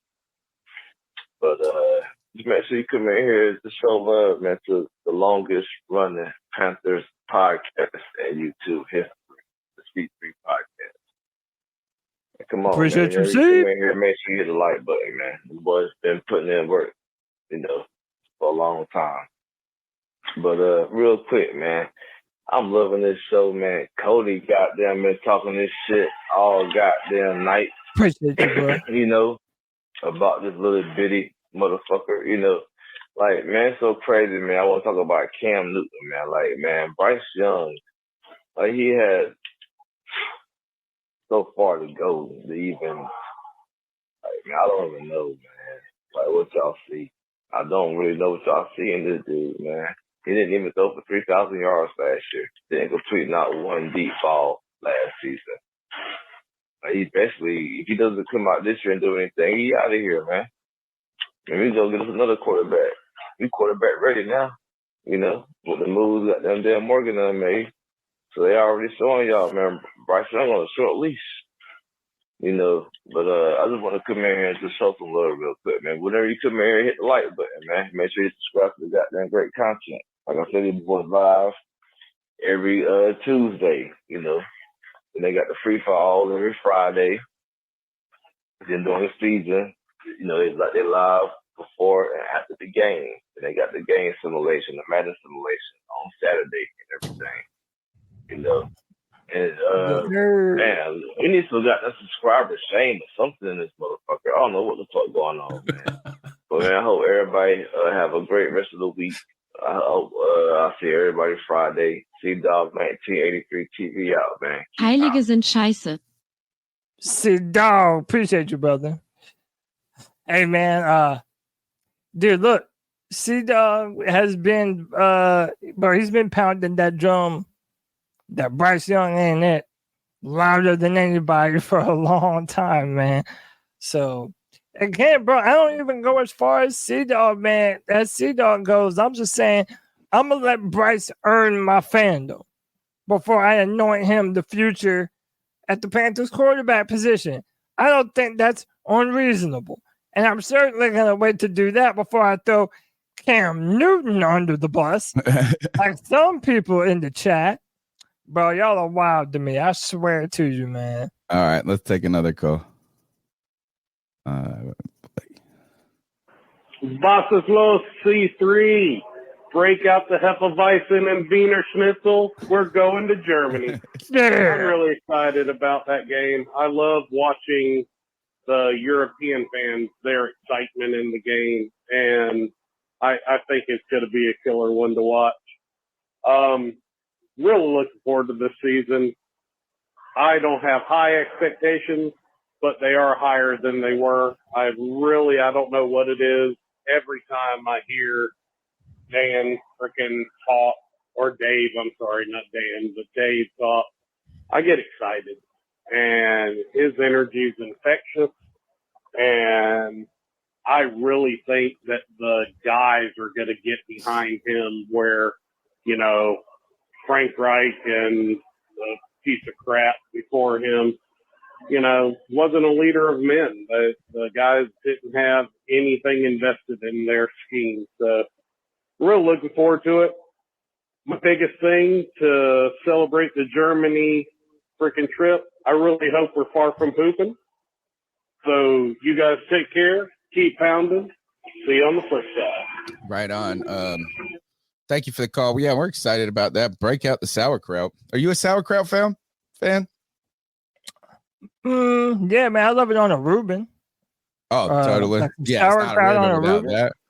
Yeah, CK is the picky eater of the group. I am a picky eater. That doesn't he sound will not mess with no fermented cabbage, bro. Yeah, that doesn't sound appealing in the slightest to me. Yeah, that's a New Yorker thing on a hot dog, dude. You know, is you gotta get the sour, you gotta put the kraut on the dog. No, thank you. I like it. It's one of those things. It's you don't like it as a kid. Well,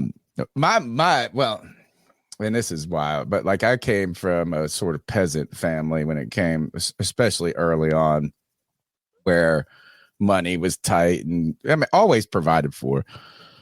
But my mom would make tuna fish sandwiches for me for lunch, and I'd be the kid that'd be unwrapping this tuna fish sandwich soggy because she ain't drain it. You know what I'm saying? You know, and now I love a fucking tuna fish sandwich though. You know, when I was a kid, I was like, oh, dude, have you heard this story? Have you heard this story about Robert Kennedy Jr. No. That's been going around recently? What is it? I want to hear it because I got some more political talk that's related to football that we're going to talk about. No, it's not even political. Robert Kennedy Jr. is from the Kennedy family. He's running, I believe, as an independent for president this year. He said that he had a brain worm that ate part of his brain and it died inside of his brain. And man, that's not unheard of. And he got it from eating so many tuna fish sandwiches as a 20-something-year-old. That's what he said. This is what he's saying now. Well, I don't know how he could track how he got it, but like, look, he was traveling to other countries like Egypt and stuff a lot during that time. Man, there are parasites in fucking fish and shit out there. And there's some weird, don't go onto that YouTube wormhole of like, you could probably take a parasitic drug, all of us, you know what I'm saying? Right. And like shit out some tapeworm or some shit, like, you know what I'm saying? Like, you probably. One video I watched said that they can go up to be 8 feet long inside your body. Oh, I know. I mean, there's weird crap. You've seen people pulling stuff. I know, it's terrible.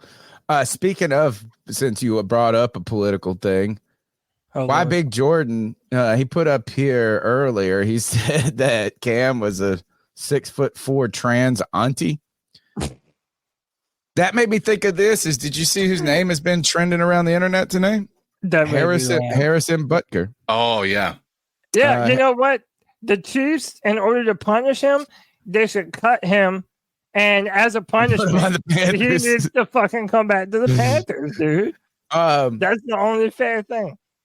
The only thing that I am going to say is, and I don't know if it's the pandemic that did this to me.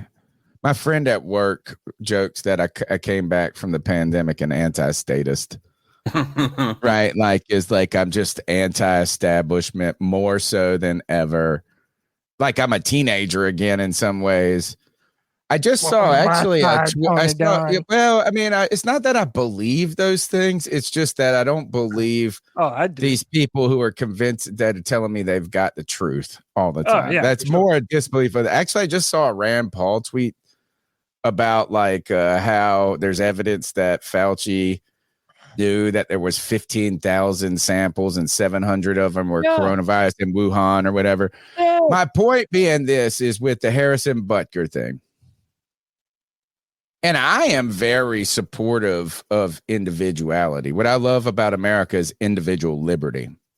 True. Right? So if you are Catholic like myself, or if you're gay, or if you're whatever you are, you can be that as long as it's not effing with someone else. Yes. Right? And I don't know if just because we don't agree, we're not even we, but just because someone doesn't agree with what Harrison Butker said, doesn't mean that I think he should be censured necessarily for having that, for saying I want that. You know, I just feel like it's always after the pandemic. It's like you're either in the herd or you're not. Tony, you know what I call it. Tony, you know what I call these fucking crybabies. They're virtue signalers. Yeah.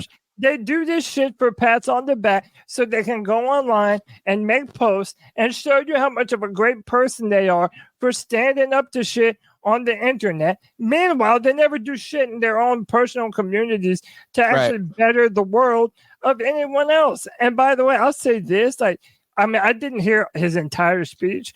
I don't know what college he was given the commencement. It was a Catholic school. So first of all, he's speaking to an audience that probably a lot of conservatives towards just trends towards those ideas is like but even they believe the family is real important. I mean, look, I'm Catholic. I can tell you all about what they believe and why they believe.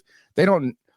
So anyway, go ahead. But even what he was saying, just about like masculinity in today's culture being under attack, like the idea of toxic masculinity. Well, no, masculinity isn't toxic. It isn't toxic. Real masculinity is some of the best things that the world has ever given. Like as we watch football. But also as we celebrate football here, if you want to talk, you're like, we're celebrating ultimately the modern day warrior. Well, I'd like to say it like this, and I heard someone else say it this way. A strong, masculine man, would never hit a woman because he knows the differences between his own body and another person's body. Like masculinity is meant to protect. And I think that's something that is important in today's world. Point being, if you loved what you said or hate what you said, he shouldn't be demonized and villainized for speaking his own opinion on things. That's my point here is this. And I think, who was it that said this? I think Roger Williams, the old pure guy that got excommunicated from New England Puritan. And who else was one other person that they have like is basically I'll die for the right to us to disagree. I look it just kind of irritates me. I don't even know if I don't even agree. It doesn't even matter if I agree or not. It was like somebody wrote, "This is why men shouldn't have a mic." Now I was like, oh, whatever. But if anything, I watched the 2-minute clip that popped across on that after that girl's comment. If anything, that should have been that you really could have gone after him at was him talking about originally being an introvert, but now being an entrepreneur in the public speaking. And all he did was read from his speech. Like he would just look down. He wouldn't even look up. Like he's not. So, I mean, the real criticism is like, you're not really good at that yet, bro. We got some practice to do. Or great. Right. But hey, I've done that, man. I speak in front of people all the time. People were like, now people were doing the shit because they didn't agree with them. It's like, you're a kicker. You're not even a football player. They're not just shitting on him now because it's just the easiest fucking thing to do. It's like, bro, it's just wild. I think we just everybody's ideas aren't equal. I agree, there are ideas that are bad out there in the world. But I think when we get really scared of just different ideas, it's more about insecurity of our own ideas in some way. I just was like, say that, whatever. Someone said, the real IP said, it's awesome being a man is so awesome. You need to watch the Little Dicky video.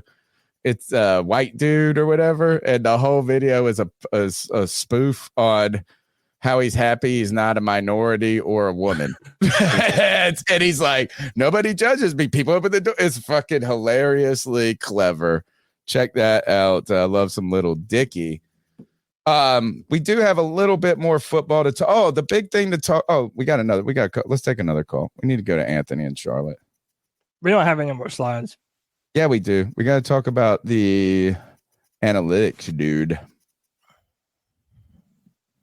Well, we don't have to. What's up, C3? It's Anthony from Charlotte. Hope y'all boys are having a good Tuesday. I'm going to be quick here. Just wanted to call in. Hope y'all boys are doing okay. Schedule getting released tomorrow, I'm pretty sure. So that's cool. We already got one game confirmed by Miss Sheena that we will be playing the Giants in Germany. I'm so happy we weren't going to play like the Chiefs. I'm sorry. That game needs to be played in Charlotte. Patrick Mahomes is only going to come here once every, this is the first time. It's probably once every 8 seasons. So I'm so excited. I'm going to definitely be at that game. And, David Tepper's probably salivating, too. Like, oh, you're going to Germany, man? My own fans, fuck, I'll sell them to 14-year-old Swiftie fans. So, there you have it. As for everything else, man, I'm giving all my thoughts up until this point. I really don't know how to feel about this team, what the record prediction is going to be. I continue to remain neutral on the matter of fact. But the last thing I really just want to say here is that I'm so sick of these same arguments on Twitter, man, every single day. It's like, let's just wait to the season to hold judgment on Bryce Young. Some tweet came out today about some guy who's mainly a fantasy football content creator. So in that aspect, I think that's where he's coming from when he said this. But he basically said Bryce has a week. He basically made it sound like Bryce can't be an NFL quarterback. And I'm just starting to even wonder. These are still some of the same people that were saying all these great things about him before he came out of college. So I'm just a little confused now why all of a sudden they changed their tone just to go along with the rest of the people to fit a certain narrative. I don't understand it completely. But with all this negative mojo, it's making me even wonder, why was Bryce even a first overall pick if no one expects him to be able to do anything in the NFL? It makes zero sense at all. And everyone's the answer to that is probably like, well, he's a bust. He's a bust. Well, like most of the time, a lot of busts in the league have to do with they're just, big armed prospects that don't have any brains in the game, like Zach Wilson, Jamarcus Russell, etc. So, I mean, those are my thoughts. I'm just sick of these same old bullshit arguments, man. It's like every day. The fan base, the truth of the matter is the fan base needs a winning season, or they need hope from him, or they need something, because everyone's going at each other's throats. And this is kind of what happens when you've been losing for so long. Everyone becomes delusional. It's like every man for themselves type shit. It's kind of crazy, but I'm sick of arguing that. All I got to say, last thing I'll say is Hornets fans got fucked again. 6th overall pick. The NBA draft lottery's rigged. I've been saying this for years now. Anthony from Charlotte, keep motherfucking pounding. Dope. Anthony, I don't know if you're listening, but if you said you were going to Germany, dude, that's fucking dope if you do. For the game? Yeah, I think he was. At least I thought that's what you said, that he was going to try and go to the Germany game. Look, being drafted number 1 doesn't mean anything. It means you had a lot of talent when you were in college, but it literally doesn't mean anything else. Put so much pressure on you. Like I've said in the past, is when you're drafted number 1, you're either the awesomest or a bust. There's no in between. Yeah, I mean, I don't know. So much went into getting him here that it absolutely plays a point in that, where it bears minding when you consider your expectations for this year. And that's why I don't mind telling you that mine are higher. Uh-oh. What? Next call is Panther Pickle. And Panther Pickle. Yeah, he said that he was on one. He is ready for it. This is Panther Pickle. I've tried to be nice. I've tried to be patient. But it's been over a year since the Panthers drafted Bryce Young. Crying and moaning and bitching ain't going to fix it. I mean, some of y'all are still crying because they hired Matt Rule. And that's been how many years ago? Y'all got a major issue with get the fuck over it, Buttercup. I mean, y'all just need to pull your big girl panties up and act like a fucking adult. Now, I didn't want Bryce Young. I know several people who didn't want Bryce Young, but he was the pick. So instead of supporting him or just giving him a fair opportunity, you're just going to hate every single move. It's just like you didn't want Dan Morgan, but instead of being happy because he's made some good moves, you're going to find your damnedest to raise hell and bitch about it. Poor little baby Cupcake. The world don't revolve around what the fuck you want. Oh, you didn't draft 2 wide receivers. Well, who give a good fuck?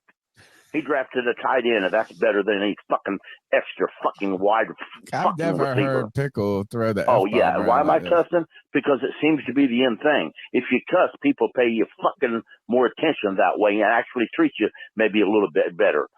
I don't know. It just seems it works that way. That's the only time people pay fucking attention. Motherfucking goddamn. You know, and trying and analytics. You may not like analytics, but they ain't going nowhere. And if you don't like them that fucking bad enough, your ass needs to go on and cheer for the Hornets or some shit, and leave the Panthers alone. This is also Bleed Over for Friday to be show. a fucking fan. But keep pounding. All right, he's got I'm going to. He's got a I'm gonna second support call. my team. I don't give a damn if y'all don't like it or not. He brought up get after it, Pickle. By the way, right now you still might be able to get one because they're about to close down my Stripe account because of all this stuff is linked to Joe's name somehow, which it shouldn't be. You can you go to the last slide of the show real quick? Panther Pickle's got his own gear. with C3. Oh, what happened to it? It's not. Oh yeah. Yeah. There's one more right there. You can get the Panther pickle, and it is. Let me see. Look, it's number 1 on my soundboard. Shut the hell up!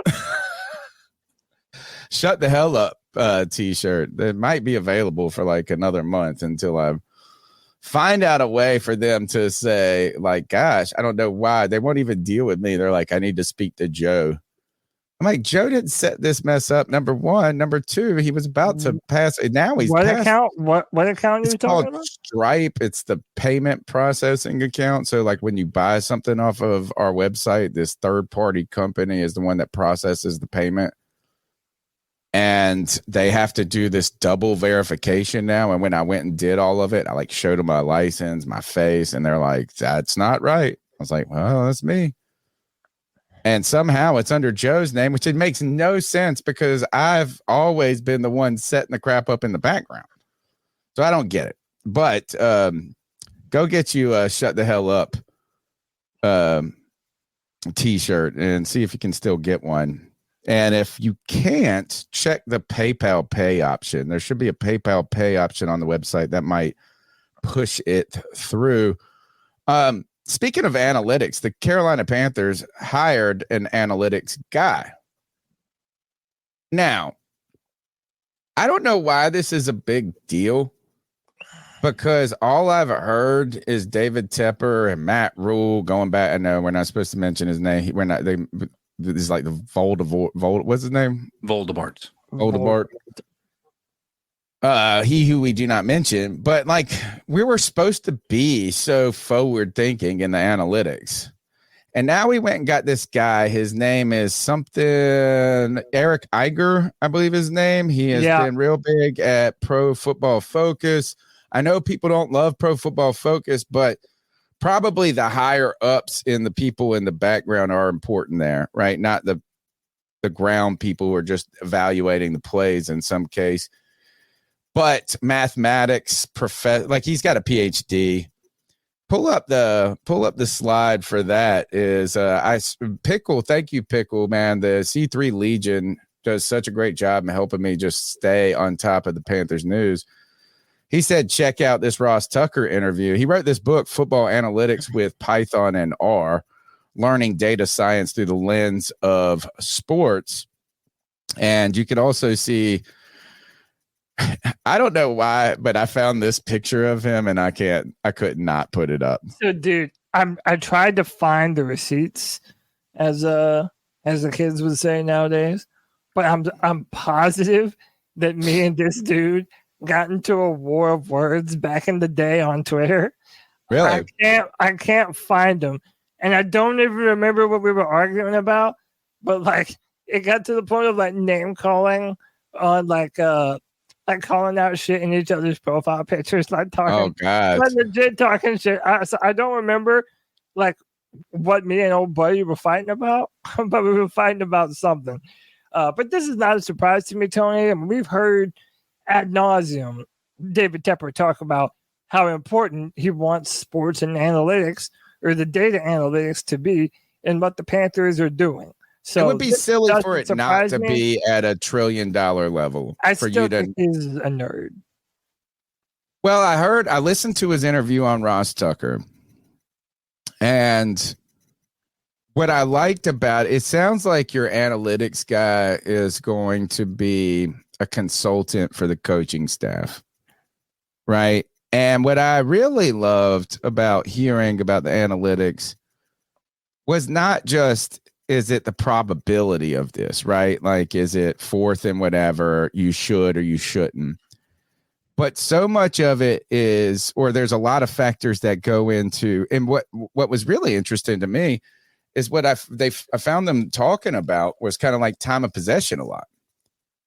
And kind of, it's actually things that have existed in football, but we looked at them a little differently. Before it was run the ball when you're ahead, run down the clock, limit the possessions. But they spent a lot of time talking about Dan Campbell and the Lions going for it when they're up 14 instead of kicking it. And for him, it wasn't so much about whether you go up 17 or 21, or it was. I mean, that was part of it. But if you get that first down, you remove a full-on possession from the opposing team or more, as long as there's not a turnover or stuff. So it's like these things aren't really contrary to football philosophy. You're just having mathematicians weigh in on it more. And really what was I thought this was interesting is he was talking about how NFL football games, he almost, and I could be misinterpreted, but from a betting angle, you're almost safer to go under than over, because like there's not as, when these teams are there's not as many possessions in a football game as you would think, right? Is like you're going to have the ball 8 times in a game. And if you score 2 out of the 8 times, and so that was interesting to me. I'm hoping one of the things that I was, I'm hoping that maybe analytics will, what they were talking about.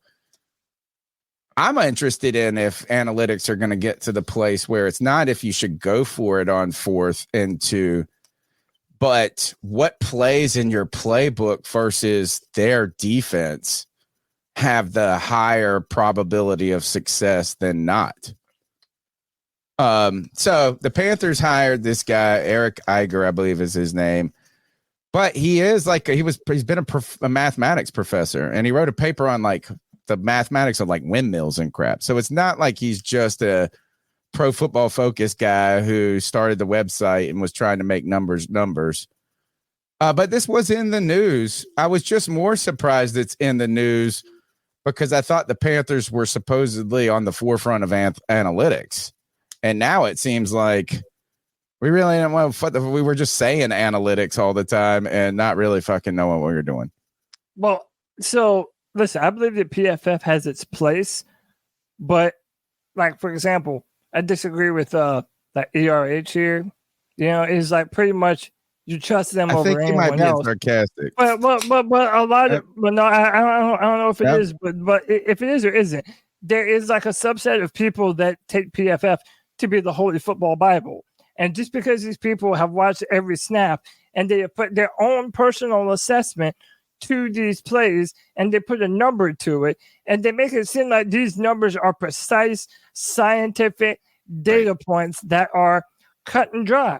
But then you also realize that now that the NFL is incorporating PFF into the broadcast, into, contracts, when these guys get ranked on PFF, the NFL teams will use that stuff and they will use their PFF performance numbers in certain categories to essentially decide whether or not, guys want to be extended or how much they're going to be extended for.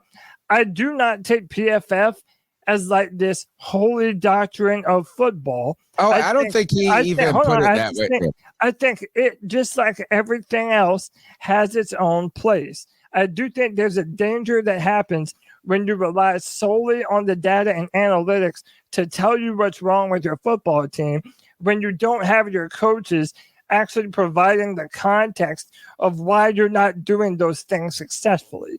So if you're not hitting a certain number mark on your percentage across the middle of the field, there's a lot of things that go into why that is, and it might not have anything to do with the choices that you make on 3rd or 4th down. You might not have the personnel, or people might not be blocking properly.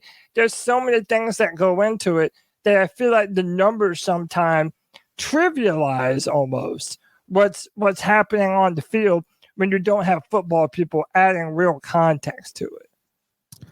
Well, I think so. Like, really, the idea with analytics is risk and reward.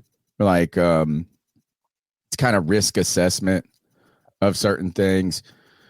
I know a guy who teaches at a college here in town, and I went to high school with, and he is a professor in kinesiology, so like human movement.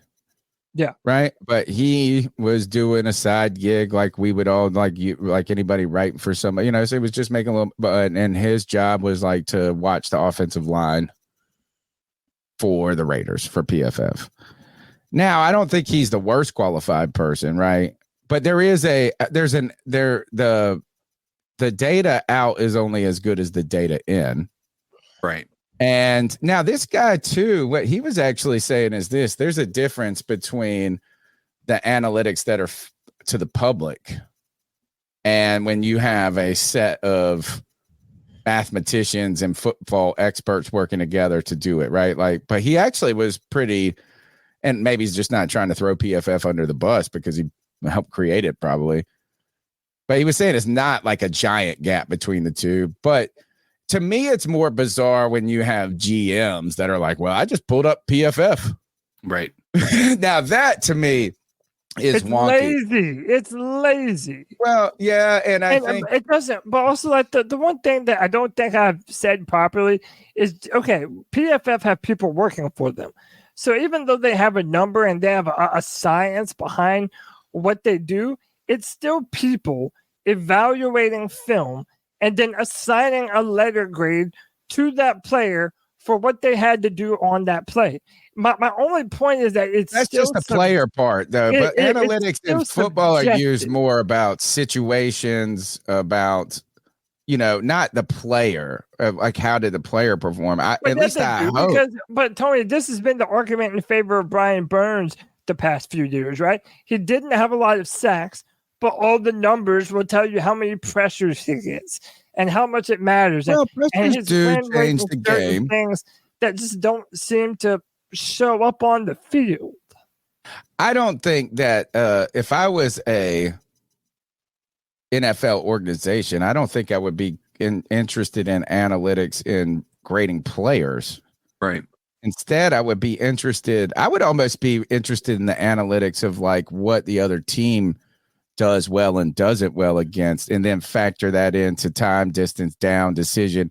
So my point. Go ahead. Does the quarterback of the opposing team tend to look to the right side of the field in 3rd and long situations, right? And things along those lines. Or are they susceptible in cover 2 to these 3 or 4 plays? I think would be one. Do they call certain plays at certain times more frequently than at other times? And assessing if you're on 4th down, what play to call. Run, left, right, center, pass. Whether or not to go for it on like 3rd and 4th and short. I don't like those. If your defense has been on the field forever, you might want to run the ball just to keep. Well, they're putting these things in the algorithm. I just don't think they can do that fast. Analytics live. Analytics lost Staley the job in Los Angeles with the Chargers. Like, that's really what it. Like, that dude was. Using analytics, I need to go. We go 4th and 1. We're going for it. There's one other thing, CK. But here's what I want to say about analytics. I think analytics should not be used as a way to dictate your play calling. It should be used as a way to be able to give your team, your players, ammunition to be able to understand how your opponent, reacts to certain circumstances. I think that is what analytics can be utilized for. It should not be the decision whether you're going for it on 4th and 1. That should be a game time based on the current situation in the game, based on how you feel, and whether or not you have the personnel to actually make something work in that regard. Well, hopefully if your analytics are robust enough in a way, it's not if you should go for it here or there. It's if you go for it and it works, this is what happens to potentially the game. If you go for it and it fails, this is what happens. Right. And there's a measurement of analysis there. I don't think Brandon Staley entirely lost his job because of analytics. Personally, I think Brandon Staley lost his job because defense sucked and he was a defensive coach. I mean, his defense was never fucking. You're right, but those 4th, he was going for it all the time, and he lost very high games like high that. Profile position. He's actually the guy that tells people not to do the shit. Yeah, but I think, look, is he wasn't good at what he was supposed to be good, and that's defense. And then he was letting analytics dictate everything on offense. He didn't let his offensive coordinator make that decision. It was always his decision whether they're going for it on 4th down there, which I know that's a head coaching position to be able to take that. But that's where I think that analytics gets in the way. I think we've gone so far. We've overcorrected on the analytics side of things that it's like, well, analytics tells us that you're going to get this 7 times out of 10. So you go for 2-point conversions on these now instead of actually kicking the field goal, because even if you score 4 touchdowns, you're going to outscore based on doing 2-point conversions because you're going to score at least 3 of those 2-point conversions. It's a weird way to approach the game to just say analytics. They can have a place. I just don't think they should dictate your entire play call. And that feels like there are some coaches that are using that. Right. And I think the other thing is that it turns out that so we have, I work at a big institution or semi-big institution. They go through these buzz phases of buzzwords, right? Like every 4 years it's this thing, then it's this is like, but it was data-driven solution, data. So, but you can't, like, the data informs you of decisions. It doesn't determine the decisions. And you're like, you can't just say this number dictate, because it could be limited data. It could be incomplete data. It could be all of this. It's they're like data-driven decisions. Well, what you would just need to do is just be calculated. You would be silly to not take account into the data, but you would also be silly to handcuff yourself. And it isn't as simple. And I think that's where hopefully analytics, and maybe this guy is going to kind of be the new wave with the Carolina Panthers, is that analytics are far more complex than this is an 87% probability. It's just what do these things do to the game here? Like if you get this first down, this is where the game changes to this position. If you don't get it here, the risk for, I just don't, because then you would go for it all the time. But I'm thinking also, this. Go ahead. To ERH in the chat room, a lot. Listen, anyone can get an NFL Plus account and watch the All 22 film and watch every single snap. So again, if your only metric is, well, I'm only going to trust people that are watching every single snap. One, last year, we posted entire videos of mostly every single snap of offense, damn near defense too, last year in our film reviews. But it goes back to that, what metric are you using to grade them on?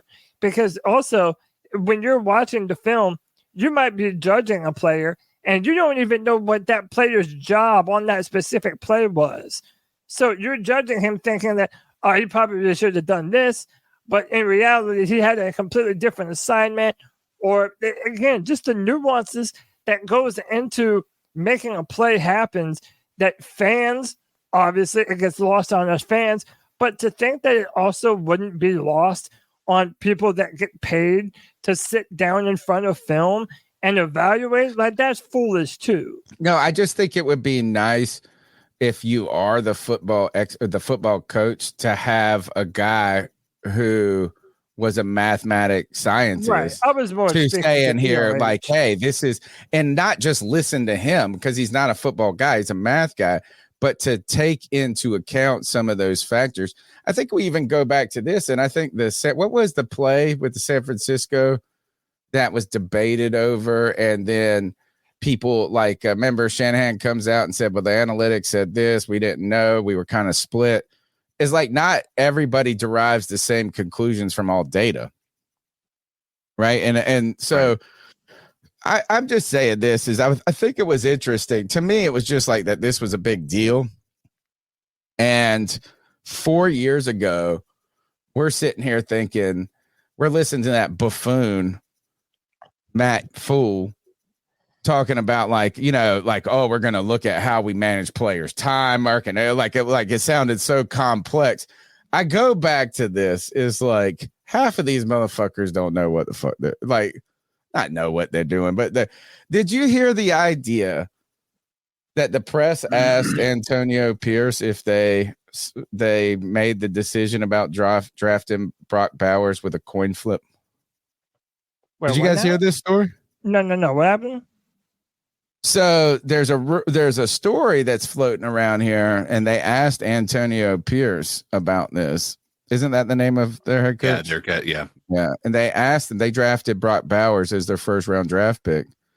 So the guy, there was another player who went on a podcast who said that they called him up to tell him that they weren't drafting him, right? Like, is like, you know, because it was like this or that. And he said that they said they flipped the coin. Now, my intuition says that they used that as a figure of speech, where it's like, hey, it was a coin flip, but we landed on Brock Bowers. And this kid, devastated that he wasn't getting it, kind of maybe played it as more real. But they asked Antonio Pierce in a press conference about it, and he's like, I'm not going to address that. But the idea is like, that wouldn't actually fucking be that crazy if we really thought about how some of this shit works. Like every time they put in the pick and they're celebrating and high-fiving, like they're basically paper, rock, scissoring for between two, you know. I just always, now I'm to the point, look, is I know they're experts. I do trust them. I know they know more than me. But sometimes these guys don't know as much as we think. Yeah, but I also don't like to just do this blanket thing of like, oh, well, I don't know what I'm looking at, so I should just outsource my opinion. Right. Yeah, no, I think that they know better, so whatever they think, well, that's what I think too. And dude, call me ignorant. I've never fucking been that way in my life. I just don't like being dictated to about, you know. You're a good human. You got a brain. Yeah, man, dude, and that's like human in life when it comes to football, politics, religion. If I don't feel be like a sheep. If I feel like something's being forced on me, bro, you better get that lame shit the fuck out of my face, man. Like, I'll fight back. Hey, Viva la Revolution! Didn't we say that shit earlier? Yeah. Like, I'm willing to fight about some shit. Don't be Marvin. Marvin, what do you make of all this? Man, I don't even have an opinion. Don't be Marvin. Marvin got his head blown off in Pulp Fiction. Have an opinion, folks. Have an opinion. All right, let's go back to Panther Pickle. Only 2 more calls and we're about out of here. Hello, this is Panther Pickle. I'm much more nicer right now this time. But seriously, what gets me is people's complaints because Bryce don't have a strong arm. That makes absolutely no sense. When we drafted him, we knew that. Nobody drafted him to throw in the 90-yard bomb. I mean, that's common sense. We didn't draft Christian McCaffrey to be a power runner. We didn't draft Steve Smith to be the best wide receiver in the league, but at the time he became that. You know, I mean, nobody drafted Derek Brown to lead the NFL in sacks. You know, I mean, it's just fact. It's not mean, it's fact. You know, it's fact. We didn't draft Chris. I mean, facts. It is what it is. Way back in the day when we actually signed Brad Hoover, I started to say draft, but we didn't draft Brad Hoover. Nobody drafted Brad Hoover to lead the league in NFL in rushing. So don't expect that. We drafted Bryce to be a precision passer, not have a super powerful arm. If you're expecting him to have a super powerful arm, then you're not seeing it correctly. If you're pissed off because you don't have one, then that's not why he was drafted. I don't like the 3-4, but we're running it. I have to accept that. I mean, I don't like pretending a tight end is a fullback, but we're probably going to. I mean, let's stop living in a dream world and live in reality. Reality is we're throwing darts at a window and seeing if it works. Sticks. It's just what we're doing. I don't know what that saying means. I mean, you know, common sense. Common sense is if you expect Bryce to have a super powerful arm, he's not going to have that. But he was never going to have that. Pickle. He wasn't drafted to have that. If they drafted a quarterback just to have a super powerful arm, they wouldn't have drafted Bryce Young. I went and saw the Planet of the Apes movie, by the way. Did I? Understand what your players have and work off that. That is the key to success in the NFL. To understand the talent you have and to build around that talent, not force that talent to play the way you want because that's what you want. Let's all be a little bit smarter about these decisions. and about where this team is going. Stop thinking in 1989 or 2001 offense. This is a new. Also, all right. Thank you, Pickle. We've got. We're gonna finish it off with brand ambassador D from Sanford. Yo, what's going on, my C3 family? What up, D? Sanford, North Carolina. Shout out to the great Tony Dunn, to the homie Cody Lack, to CK Cold Diesel. What's up? My whole C3 Spaces family and muscle marinara, that effing guy. So as we get on and we're leading into this dog days of summer, waiting to get to training camp, and you got a little OTAs here and workouts here and there, I want to remind everybody. I understand you got that PTSD. I understand that Panther season last year might have made y'all want to jump off the side of a building. But let's be quite honest. A new coaching staff, a new motivator, a guy that sits there that's at an age that he can relate to the young quarterback, Bryce Young. We put 665 pounds added to that interior line between two guards. We've added weapons. We added that country boy, Xavier Leggett. We got Deontay Johnson. We got JT Sanders. I expect big things from Trimble. And the fact that guys are showing up to the workouts, they're putting in the work. Leggett out there running routes that the detractor said he couldn't run, so he can be great at those routes. Right now, I feel like we drafted dogs that are ready to put their head down and grind. You got Michael Barrett feeling disrespected for where he got drafted at. I feel like he's going to come and show out something for us. I feel like at the end of the day, Deontay Johnson wants to prove a point and show that he's a number one receiver in this league. I think that at the end of the day, we're looking at our running backs. Jonathan Brooks wants to be a franchise running back. I think Tommy Trimble is going to excel. I even think that the guys that we brought into this defense that's familiar with Avero's system is going to make us better. And it's going to take a minute. New staff, young guys, got to get the chemistry, got to get the reps. But when Dave Cannella's got guys like Andy Dalton who sat there and played 16, 17 years, and he taking them back to the basics of receiving a snap, it's letting you know that we're about to get back to keep pounding. We're about to get right. So the only thing I got to say is if you ain't with this team, you ain't with the success of this team, you ain't invited to the parade. For everybody else, keep pounding. Hämmere weiter. Let's go. Hämmere weiter. Hämmere weiter. Shout out to Caleb who says, ape together, better than ape alone. Or ape alone. HOD. I'm assuming that's from the new movie. I went and saw it. I saw it today. Pickle was live streaming it on Twitter. I was like, the movie? Yeah, he got the website hookup. He was streaming it. He's gonna get canceled, bro. Yeah, I told him. I messaged him. He's gonna be like Monty.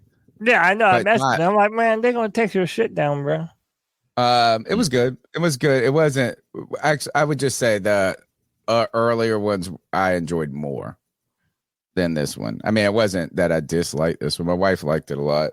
Apparently, everybody that's seen it is like really enjoying it. Yeah, man, it was nice. It was good. I mean, it wasn't bad. I just really, really like those first couple ones. So I mean, that's going to always be hard to supplant something that you're really into. Yeah, Kristen Butler, she said that that Twisters movie was there were some cool previews at that movie too. You got Twisters, which is like the old remake of the Chasing the Tornado movie. And the other, there was a Quiet Place one that's going to be kind of cool looking, you know, like instead of it just be, but it's like how it started. And there was some other, do you guys remember that movie that came out? I didn't think it was good. And I read the book and it wasn't great either. And the name of the book was something like Cabin at the Edge of the Earth or something. Mm-hmm. And it was about the people that just showed up and they were like, you got to kill. So, you know what I'm saying? Like it. Yeah. And it was like these 4 people show up, and they've been like, if you don't kill this person by this, that was an interesting movie actually. I didn't love it. So it was interesting. But there is another one coming out called The Strange. It's called The Strange. It kind of reminds me of that. It's The Strangers, and that was up there. Anyway, so I went to the movie. They're not talking about Planet of the Apes. They're talking about this GameStop madness, man. Oh, God. Apparently, this is happening again where we're trying to buck the system. Yeah, and now again, super illegal bullshit. All these apps and shit, they're trying to stop people from putting money into AMC and GameStop. There's no such thing as meme stock. See, Kevin, fuck you, bro. I know my shit, dog. I need to invest. You know what? That shows you the real anti-status that we are right here. Is that's big money trying to prevent people from playing their game. If you Somebody help me learn how to do the stock market. The movie? If you watch that movie, dude, it's fun. Oh man, that movie. I like it. Dude, when you see there's too many. It's what we've talked about all the time. Where there's smoke, there's fire, dude. And when you see the connections games or that Robin Hood had to the people losing a shit ton of money, and then they decide to stop this. It's clear as day who they have their interest in, and it's not the people that are that are normal individuals investing on their apps. It is all about the people that are billionaires that they care about the most. Right. And when we find a win in a way to use their system that they've used against us, ultimately, you know what I'm saying? Like where they believe they don't have any and then all of a sudden they have to stop it. I mean, that actually shows the hypocrisy and the fucking problems and all of it built into it. So yeah, I'm for the common man on this joint. Absolutely. Tell us where are we going? To the moon. I'm in. I'm putting $10 in. Fuck it. $100. Is it just as easy as making up like That's the thing is that by the time I hear about it, it's way past the point. What do you have to do? Like, is it easy just to buy a stock? I've never done it. Yeah, and a lot of these stocks. So now there's a couple of apps that will allow you to buy where you don't have to buy the whole stock, right? Like, so if you buy Apple, you could buy one share. It's like $181. So how much is a stock of GameStop right now? It's probably like about $10. All right. So what y'all? I don't know. Actually, I can look it up. So then who do y'all? 48. If I was to open an account, who do y'all recommend for me to open? Okay, thank you, ERH. He's saying Robin Hood. See, I know Robin Hood. So you know what is Robin Hood was the ones that did the shady, but they did the shady shit the first time around when they pulled because they got over leveraged. They got over leveraged themselves, right? And that's when you see that in the movie is that they didn't have the money and the ability to do what they were doing on their own anyway. Dude, you know who? It doesn't matter who you buy it through now. Because what Robin Hood did do that changed the game is they took away all fees. So I got a Charles Schwab account, which was originally a Scott trade. Then it went to Ameritrade. Like it's been bought 3 times, but it's owned by Charles Schwab now. But there's no trade fees anymore. That's what Robin Hood really changed about the game is that, you know, you had to pay $15 per trade. And then you're already having to make $15. You know what I'm saying? It's like it was harder to make money. So now you can go do it. I think you can buy stocks in PayPal now. Not 100% sure about that. Cash App might be another way. Look at some of those apps. They got that. All right. So that's about that's the show. That's the calls. Let's do some ice up picks and get out of here. I'm planning on getting me some stocks. Fuck it, to the moon, baby. And I tell you this it's a weird it's a weird game out there. Oh wait, hold on. We got one call that just came in. Let's hit it up. The C3 Podcast, the longest running fucking guys in the game, bro. These fucking guys, longer than anybody. Fucking all of them, all the other jabronis with their other bullshit. Fucking, I'm not even going to plug their shit, but the C3 Podcast, longest running show, great guys, fucking paisans, you know what I'm saying? All right, boys, so we got a game in Germany, huh? The only thing I know about Germany is beer and Hitler. and I don't really like either one. Oh, he does doesn't. Anymore. Beer kind of sucks. A liquor And guy. Hitler, he didn't seem like a nice fucking guy. So fuck that guy. Yeah. Well, what do I know? I'm from the Jersey Shore. We fucking, we live off of fucking Jaeger bombs and fucking skanks. You know what I'm saying? Either way, I digress. There's no other way to playing in live. Germany. That's great. Hopefully, it's against the Giants. That would be a good thing. That'd be a fun thing. Hopefully, Brian Burns doesn't touch our little quarterback there. And I noticed there's a lot of debate tonight. Still about Bryce Young and yada yada yada. Cam Newton saying shit, and it's whatever, bro. You spoke the truth. It don't matter. I mean, I'm pulling for Bryce, but right now he's a big piece of shit. And that's all there really is to it. He played like shit. He won 2 games. The last time I seen that, we had a quarterback named fucking Jimmy Clausen. And then we had another quarterback that was French, like LaFleur or some shit. And then we pulled some fucking guinea off the couch, Testaverde. That was a wild year. Matt Moore. You know what I'm saying? And then we got Ken. Ken did his thing. Ken was our best quarterback ever. Yep. And then it was Jake. And then it just falls off from there. It's just a bunch of bullshit. It kind of sucks being a franchise and just naming those whatever. Either way, boys, enjoying the show. I had a few drinks, so forgive me if I sound a little fucking. No, I'm surprised I tipsy. didn't get this call early. Anyway. Came in an hour ago. I gotta go. Thank you, Muscles Marinara. If that. you're in Spartanburg, South Carolina, go check out Monster Subs. I think the most bizarre thing, not the most bizarre, but a real Paisan, Jersey, New York style deli is tucked away in Spartanburg, South Carolina, folks. It's worth it. Go to Monster Subs, support Muscles Marinara. But you know what? He supports us because he's our boy. He's our Paisan. I love you guys. Christian Hunt says ape together stronger than data. $2. I like that. This is gonna be fun. He gave us 2. He said ape though stronger than Bryce. And so this isn't about the movie. This is about something else. This is about basically it's a meme on like a password week. It's so somebody said the password ape, and then it's like ape strong password at that point in time. They had the little right until you moderate get green. yeah, exactly. And so the idea is we are weak as individuals but together ape strong, and it's perfect as the movie's hitting too. Yeah, and absolutely. Ape doesn't hurt ape type thing. Yeah, that's actually there's some the internet, they're clever apes. All right. You're listening to the C3 Panthers podcast brought to you by CarolinaCatChronicles.com. Every Tuesday night, we chop up the latest Panthers news and opinions from the fan perspective. We got one last segment.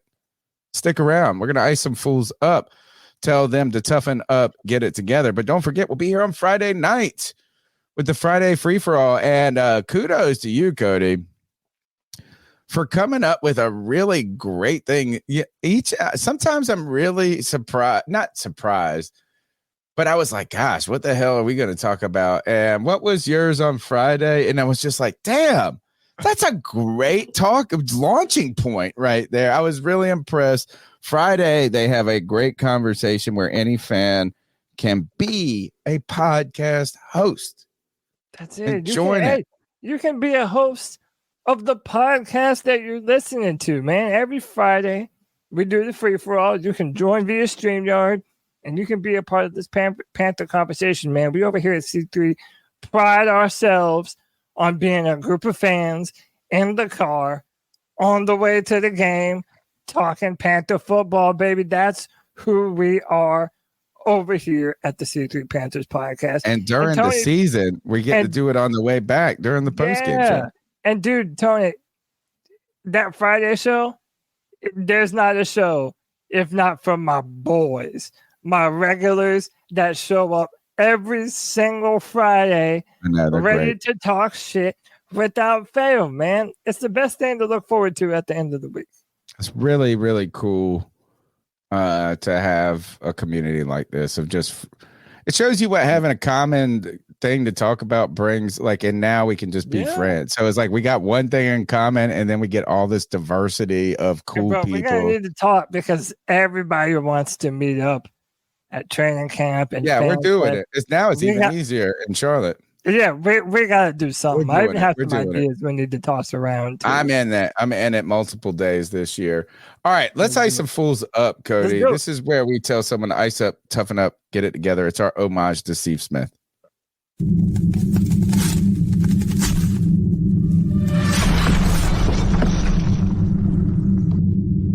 Ice up, son. Ice up. All right, this is our homage to Steve Smith. You're listening to the longest running Panthers podcast, literally 11 years, and we're like 2.5 hours, and this is a short show. And this is the longest segment on that longest podcast where we ice up someone, tell them to toughen up, get it together. Everyone is fair game. It doesn't have to be football oriented. Who do you guys, anybody craving to go first? I got 3 of them. They're all short. I can do them in any order you want. All right. How about this? CK, you got one for us? I have 2, yeah. Okay. Well, I'll go first since I only have one tonight. I don't really know what I'm icing up in this video. I have not. First is, I've seen this. I don't think fighting in the grocery store is cool. B, this old guy is drunk, clearly. I mean, I feel like he's either drunk or mentally disabled in his own way when you hear him like. But also, the end of the video calls me for an ice up, too. This is what happens when an old man squares up against a woman. Really, probably twice the size of the grocery store. I hit the pool in my chair. I've been waiting on this. Come on. Come on. Oh, she about to beat his ass. Like, he took his shit off like he's about to fight. Like, you're still best bet to just walk away. I'm confused. You have no business telling her to shut up. Look, he can't talk. He's drunk off his ass, huh? So come on, you gotta swing. So that way I'll be justified when I whoop your ass. And I want to know, does this first one count as a swing? Like, if somebody does that, is that a swing? Can you literally just walk away? Just walk away. Are you kidding me? Hit him with the one-handed quitter. Yeah. But this is the part that's fucking bananas. That she just got the immobility card. How she got into her hover around scooter? Like, how could you be that ready to box in the dairy section of the grocery store, but still need the cart to roll around on? I might send all of it up from the guy squaring up with nothing, getting his ass busted, and then her getting in the cart. I think somebody got to take that cart away from her. Performance enhancing drug. That is pretty pimping, though. You fucking knock someone out and get in your hover around. Get back. All right, that was my ice up. Okay, you CK, you got one or I got 2. He's got 2. All right, go ahead. All right, I'm hoping I don't take any of yours here. No, Cody, you're good. I got some obscure ones. All right, let me throw this one up. This might be one we've done before. I don't know, but I came across it and I'm like, I got to do this one. So, yeah, is this one we've done? Oh, dude, maybe we just play it because I love it. All right, let me do this explosion, I think. So there's normally music with it, but that's good. Thank you. I think this thing, fuck it. His hat, his wallet's. I think he did. He was fucking. It's like a scene from The Boys. I think this dude is gone. Like, I don't think he exists anymore. Yeah, I mean, he got hit. Oh my god! I don't think we've done that one. That is not the one I was thinking. Is that really real? One more time. Oh, dude, that dude is fucking done. Look, it's like his license and shit is flying. But what kind of machine is that? What is it? I have no idea. Like, probably for pouring steel. Vent that. Be careful venting that. Dude, hat comes down. Look, there's like, where is he at? Bro, it took him off of his feet. Bro, it's bananas, bro. Yeah, that one's I mean, if wild. you're gonna go out, that's not the worst way. And then this other one. Hold on, let me get it pulled back up here. And this could be all just fake, to be honest with you. But yeah, hey, you know what? We're here for it. Yeah, this is wild to me. So it says, be nice to your homies in high school. One day they might become your wife. Oh, zing. Wait, I missed that. What? Be nice to your homies in high school because one might become your wife. What? So his homeboy became his future wife? Bro. What's up with this kiss, though? That's why I think it might be fake. Is like it's. I look at that and I like the first one. Yeah, but I'm just icing that up because it's the reactions to that are absolutely. I'm sure the comments there. Oh, dude, that's a big no comment from me. But first up, I'm gonna ice up Sexy Red because sometimes there's some shit that you just don't need to say out loud. Like when she put on Instagram, she's going to the doctor to find out why her coochie stank. All right then. So she felt the need to put that out. It's like when we over Instagram. Yeah, it's like maybe don't share that to everybody. And your name's Big Sexy? No, it's Sexy Red. Oh, and she's wearing. I'm telling you, don't know Sexy Red. No, I don't. Damn. All right. Then my next ice up is this poor loser who gets out of his car just to beat his own fist against the window and break his hand. That dude's definitely broken already a couple bones. Just and never does anything. It just walks away, dude. He had to just rage quit. God, what a dumbass. He's got to feel so stupid, right? I gotta wonder if I can break a window. I mean, I don't want to try because it comes with too much risk of breaking bones. But and y'all may have seen this one. I've seen a couple of these floating around. What is this about? So there's like this video portal from Dublin, Ireland to New York City. And by the way, what I'm about to show you, this is what made them take it down. So this is not available anymore. This beautiful young angel of a woman comes up and graces those Dubliners with some beautiful bouncing potatoes. That's why you took it down? That's why they took it down. Oh, because this chick went up showing her fucking beautiful tits. Now, by the way, you don't take it down for that. Yes. I thought she was gonna run and try to jump through the portal. And then be like, it's not a real portal, baby. To show you how fucked up it is, right? This is what made them take it down. But the other day, the people in Dublin were like showing pictures of 9/11 and like bringing up famous New York rappers that died and shit. Like they're showing some real fucking heinous shit. And this beautiful young lass. Yeah, shows this beautiful. I'm just saying. This is about world peace. 100%, dude. She's a dime piece, bro. Dude, she's got everything, and none of those people in Dublin are upset that young. I just thought the thing that would have taken it down is someone believing it was a real portal and trying to jump through it. So ice up, man. Let that go. Show her tits. That's the C3 Panthers Podcast brought to you by CarolinaCatChronicles.com. We're here every Tuesday night. Cody Lack. Hämmere weiter. That is Keep Pounding. Hämmere weiter. Hämmere weiter. Hämmere weiter. Take us out of here, brother. C3 Panther Nation. Until next time, keep pounding. Hämmere